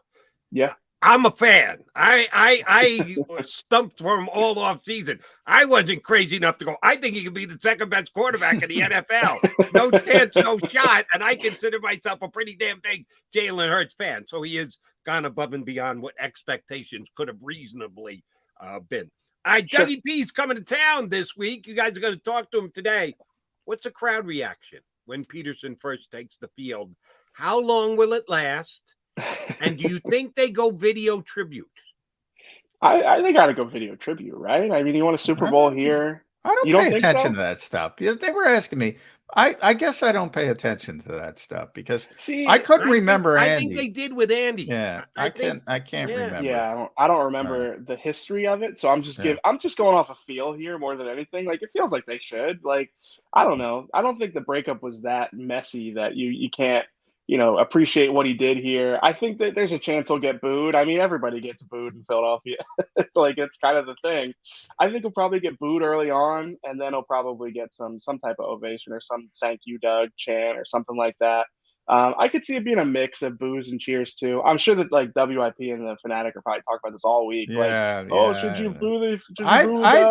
I don't think there's any chance Doug gets booed pregame. Now in game, they're going to boo him. Yeah. Okay. I think, because then it becomes Eagles versus Jags and he's the enemy. But I don't think Eagles fans dislike Doug Peterson at all. No, they definitely don't. I think that a lot of them were sad to see him go, and they were sad to see him end up somewhere else this offseason. Yeah. So yeah, you might be right. Maybe it'll be like an ovation at the start, and then at some point, like if they show him on the Jumbotron mid game, he's gonna get booed. Especially if he can bird support down with the help of Ryan Paganetti, our buddy Ryan, Jaguars director of analytics or whatever. Yeah.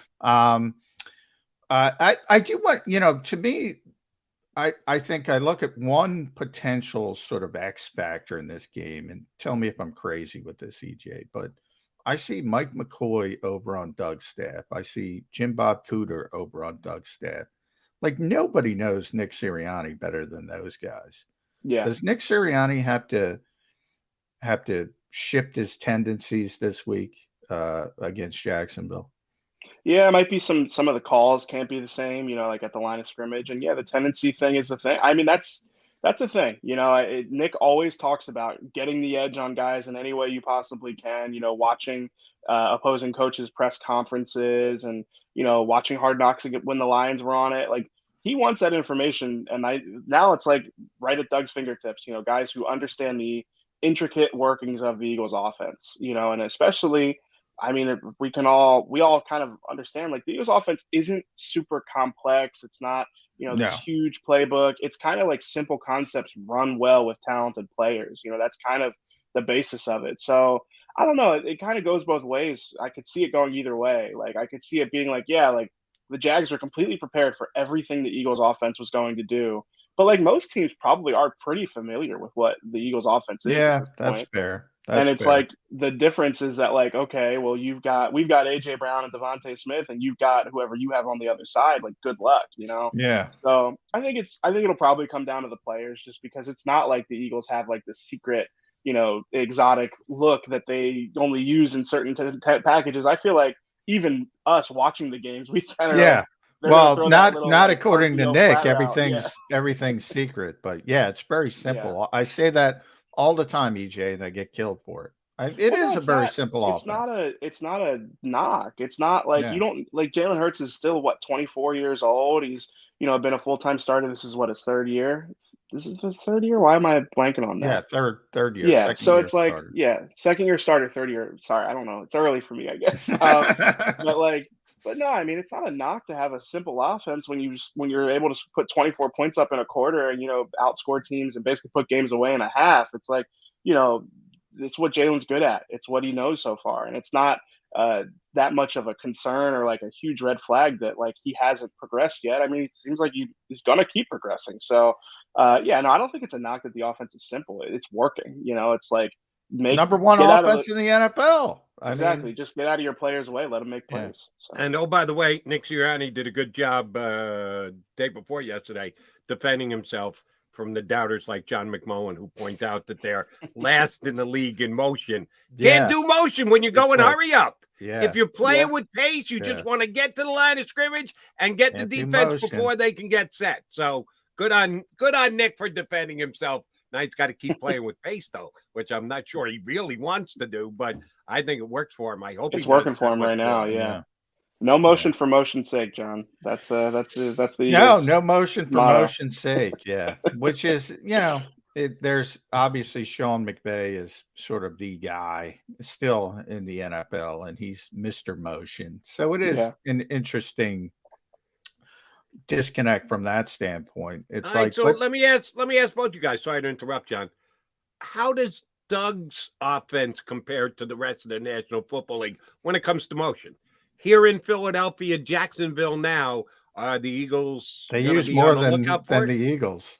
Yeah, well, that's most teams. Yeah. Yeah. They use more than they use it. I think that Doug is smart. I think Doug is the type of coach that like he uses it because it's like you can get just a tiny advantage sometimes from doing it. It's like even if it's just like I think against the Chargers, I noticed a couple of times that they'd have like the back rotate to the other side right before the snap. And they just do that just to mess with you. It's just to, get you a little bit off guard right before the snap.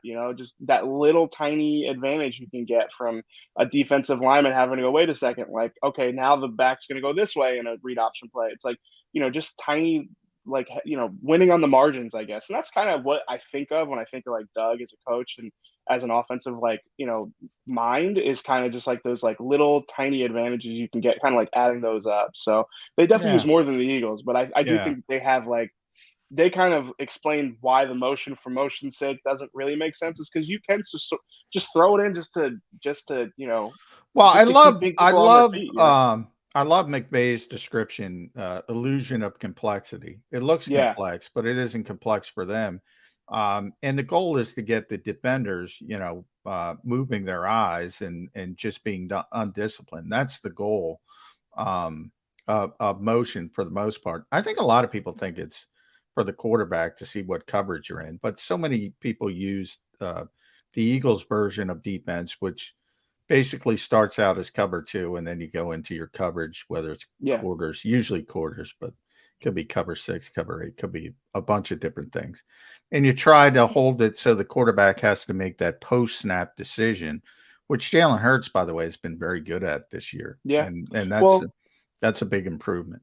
Yeah, and like the Eagles instead will just like use that empty formation with a running back out wide. And that's empty's another been good way. for him. Yeah. Yeah, and that's just another way to go, okay, if your number one corner is on the running back all the way out of the sideline, you're not in man coverage. Like you're not wasting your number one corner on Kenny Gainwell. So And defenses are getting better and better at hiding that anyway. If the defenses are not just going to keep giving you the answers, and that's, exactly what you're saying with Jonathan Gannon. Like, he's not giving you pre-snap answers. He wants to make you work post-snap while, people are trying to rip your head off. So, yeah, I mean, it's not that simple anymore. I get where the Eagles coaches are coming from, but I do think that, like, you've seen good coaches work it in for a reason. So, all right, EJ, coming off a week where the Eagles got 9 sacks, I'm setting this week's under-over total on sacks at 2.5. That's coming down pretty precipitously, but there were a whole bunch of reasons why they got 9 last week. I know the biggest one.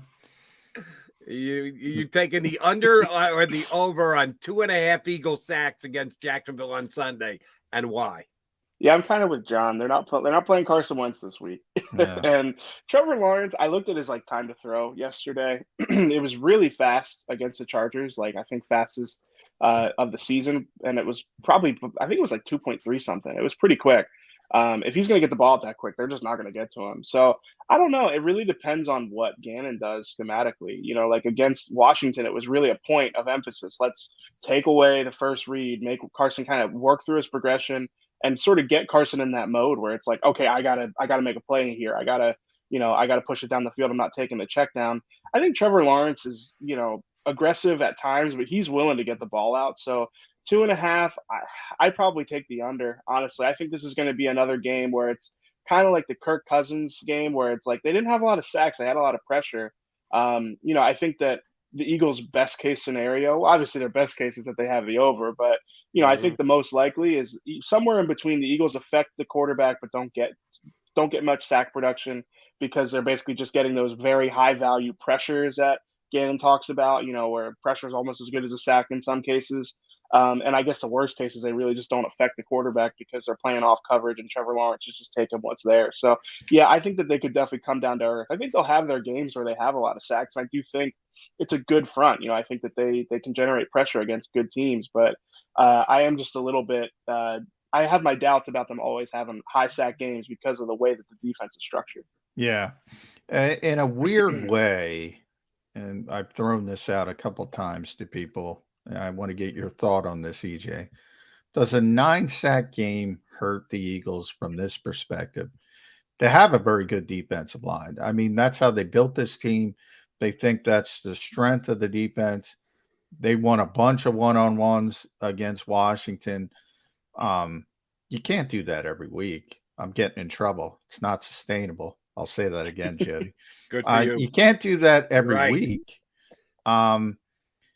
And if it's expected that you're just going to win like that, all of a sudden you're in the third quarter, fourth quarter of a game, you're not getting pressure, and the defensive coordinator is expecting those guys to get pressures. Can that kind of hurt in a weird way when you have a game like that? So I guess are you saying maybe Gannon's I don't need to blitz, I can get pressure with these front four, front five? There's a chance. There's definitely a chance.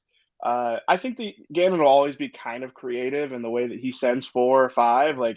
You're seeing, I know people, I don't want to open up the Pandora's box of Hassan Reddick dropping into coverage, but you see those rushes where you've got TJ Edwards coming up the A gap and Hassan dropping into coverage. And listen, I have no quarrel with that. That is modern. You got to throw a curveball. I tell Elliot all the time. He's like, you can't have Hassan Reddick dropping. You can't throw a fastball, even if you're a power pitcher, every single time. Right. You got to throw a curveball.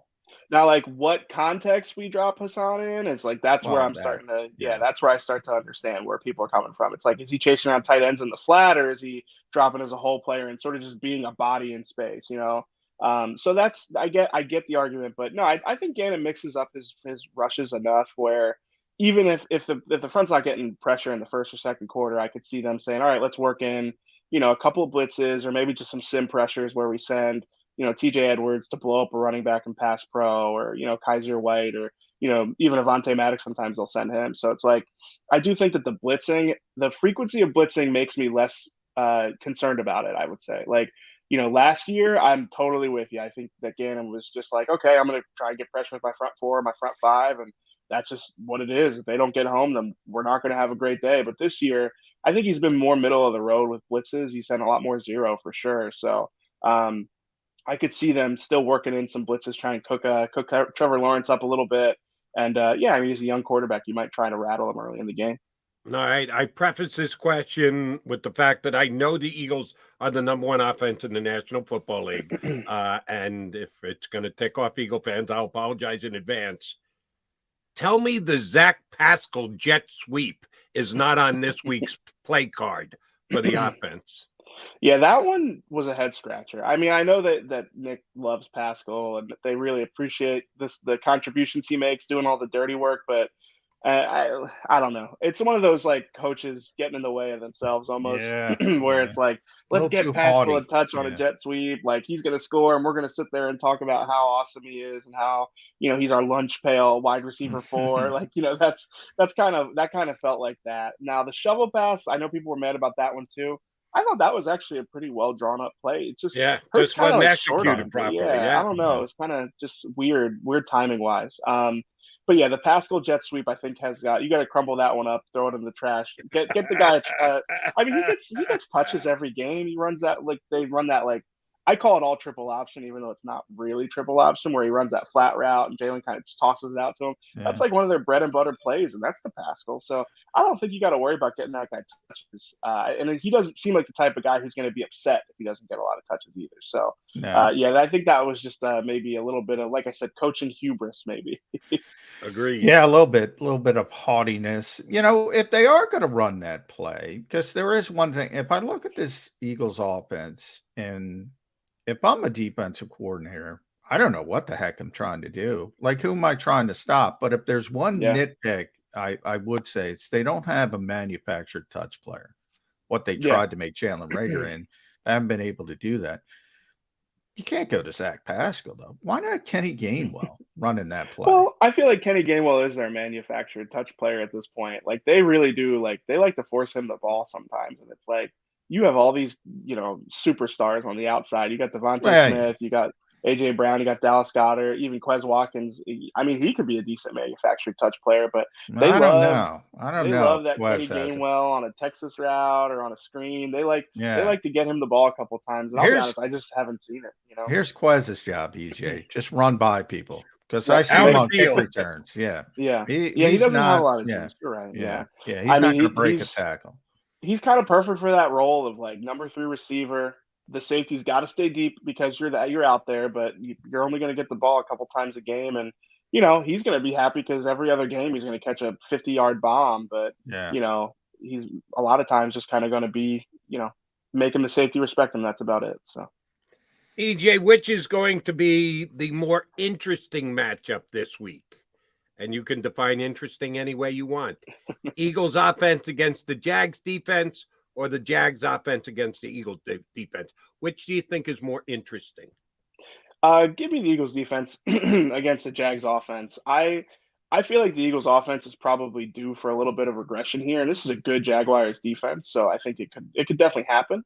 But even if the Eagles offense struggles, I'm not going to throw out the first 3 games and go, oh, this is time to sound the alarms, or, this is a big concern. I still think that this offense has kind of proven that they can play up to the talent level. They can, generate a lot of explosives and kind of do that stuff. I'm still curious to see what the Eagles defense will settle into against really good offenses and really good quarterbacks.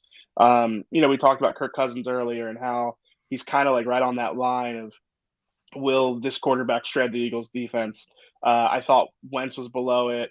Obviously, I thought Jared Goff was below it. So I think this is another interesting test. It's like when you're looking at a 3-0 team that people are picking for the Super Bowl and people are picking for deep playoff runs and are they the best team in the NFC?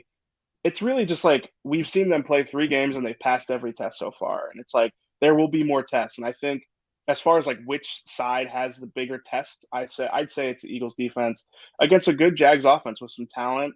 And like we mentioned, like the best quarterback they faced and a really good play caller. So yeah, I'm curious to see how the Eagles defense fares. I think, if they'd struggle, it's not, the end all be all. You can't throw out the first 3 games for them either. But I do think that it's an interesting test to kind of gauge like what are the Eagles going to be down the stretch. What are the Eagles actually a Super Bowl contender? I think we'll get more answers to that, after Sunday. At EJ Smith 94 tells you a couple things where to follow EJ on Twitter, and he's a lot younger than me. Inquirer.com, read him there. Covers, does a great job with Jeff McLean. Is that date of birth rather than an allegiance to WIP 94? Is that what That's not? No, that I didn't even think about that. People probably think that that's what that is. No, it's my year of birth. Yeah. Okay, just double check. I knew it. I didn't know it. My bad. I'm sorry. Yeah. No, it's all good. I'll leave you with this. Another week, another player of the week for the Eagles. Every week, Brandon Graham, defensive player of the week. And people get too upset about these things, but why isn't Devontae offensive player of the week? I would have went Devontae more than Brandon this week. Yeah, I think that it was one of those, like, like the Super Bowl MVP to the Giants defensive line. I think it was one of those. It's like, you guys had nine sacks. Like, we got to give this to somebody on that Eagles defensive line. Why don't we give it to, Brandon Graham? We know him. He's coming off a tough injury. Let's just toss that one to him. So I'm with you. When I saw like Devontae, as I'm like in a malaise, like early in the morning, I'm reading Twitter, and it's like I see Devontae Smith, NFC Offensive Player of the Week. I'm like, oh yeah, that makes sense.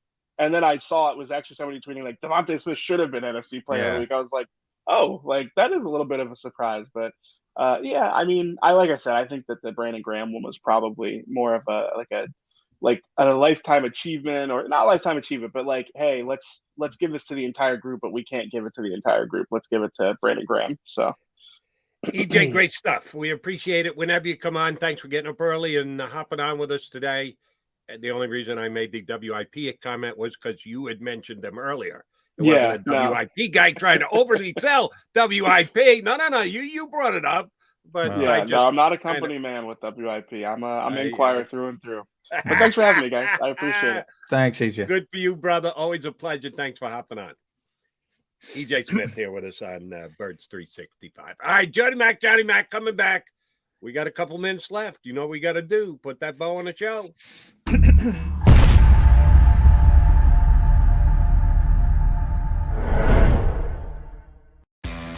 Go to get your game on. Go for the beers. Go for the cheers. Go for the hit and the hits. Go for the stakes and the stakes. Go to get your parlay on. Go to get your party on. Go for the scene. Go for the screens. Go for the gallery. Go for the win. Go to Ocean. Visit theoceanac.com to plan your visit. The greatest fans on earth. It's a bold statement, but would you expect anything less from Philadelphia? 58 years of heartache creates a toughness, a grit, a resolve not found in most. Sure, our prayers were answered, but now that we've had a taste, we're looking for more. Pondley Hockey, official partner of the Philadelphia Eagles. Action News at 11 with Rick Williams. It's the team you trust to bring it all together. The stories that impact your community. A sports roundup for the locals. And the AccuWeather forecast you depend on. Action News at 11 with Rick Williams. Go passionately. Go fearlessly. Go confidently. Go Birds! Go confidently towards your goals with First Trust, Philly's hometown bank for nearly 90 years, and the official bank of the Philadelphia Eagles. We're focused on getting you over the goal line. So go with conviction, go with trust, Go Birds! and go forward with us by your side. First Trust Bank, the official bank of Philadelphia dreams. Oh, and go Birds.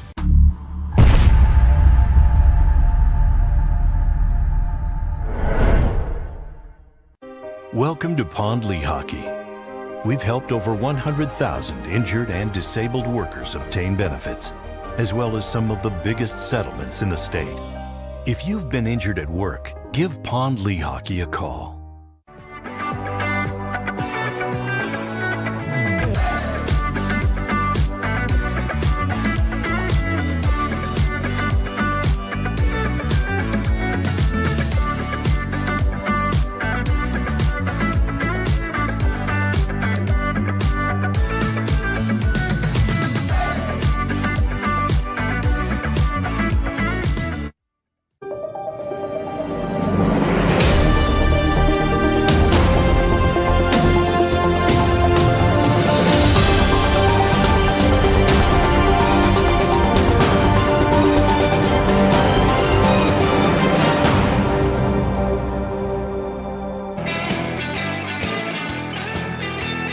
Down the home stretch of a Birds 365 Wednesday get-together. Johnny Mac, are you NovaCare Complex bound today? What do you got over with the Birds? Oh, yeah. A walk through Wednesday? Oh, no. This is the big day. Big day. Sunday game, Wednesday, biggest day. You got everything going on. You got Nick Sirianni. You got Doug Peterson. You got the quarterback after practice. You got practice. You got it's the longest day of the week, Wednesday in the NFL. And how long do you actually get to watch practice for? 20 minutes, maybe. 20 minutes? Yeah. Is there someone there with an actual stopwatch, do you think? No. It's, you get to watch individual drills, and once they start teamwork, you are ushered out. Yeah, you will. I've never done it. It's your job, and you're good at it. I would be ticked off. If there was something I wanted, they'll say, all right, you got to go. What do you mean you got to go? We're not ready to go yet. That would, I'd get myself in trouble if that were the case, if I were on the Eagles beat. All right, so you got a busy Wednesday. What do you think? You want to make a kind of look into the future? Any little tidbit or any change that you think could happen that we'll be talking about tomorrow? Nope. Probably a lot of resting players. Probably a lot of maintenance players. We'll probably talk about that. People love when Jody talks about that. Oh yeah, that grizzled veteran Dickerson on the offensive line that needs days off, that he needs rest. At least he's hurt. He does need rest now. He's hurt. He's actually hurt. Doug though will be the story of the day. Doug's going to talk on Zoom. He's going to Zoom with us. So even more, not even doing the conference call, he's going, hey, pay attention, Kevin O'Connell. A professional has entered the building. Now, Doug will be happy to see us, because he's doing well. He's used to talking to maybe 3 reporters in Jacksonville. He likes us when he's doing well. So, all right, quick prediction. We'll have fun. Old man Josh Sweat. Maintenance day for him? Oh yeah. He's on the plan. Yeah, sorry. That just bothers me when guys who are 25, 26 years old need rest days during practice. I'm not gonna let that. I'm surprised they say rest. I'm surprised they don't go with the NBA maintenance term. Maintenance day. Eagle fans are bright enough to understand maintenance day equals rest day means they got them in bubble wrap. That's Eagle fans are smart enough to figure that one out. All right, a smart move, Eagle fans, would be to be back here tomorrow. Johnny Mac, you back? I'm back day to day, but I plan on it. He's back, and we're gonna have 2 good guests tomorrow: John Stolnis, Bleeding Green Nation, and by the way, Mike Quick tomorrow, who got the coach's honor treatment. Yeah, Quick 6, Mike Quick jersey. The pandering sheep. I'm not going to call him that with the Mike Quick jersey. Mike Quick. We'll pander to Mike Quick tomorrow, right here on Birds 365 when we return in 2 and 2. You've been listening to Birds 365, the destination for the passionate Eagles football fan who bleeds green. If it's Eagles football, we're talking about it. Debate inside the locker room and guests that are some of the greatest football minds from around the region. We hope you enjoyed the show. We know we had a blast. Make sure to like, comment, and subscribe, and we'll be back soon. But in the meantime, hook up with us on social media at JAKIB Sports. See you next time on Birds 365.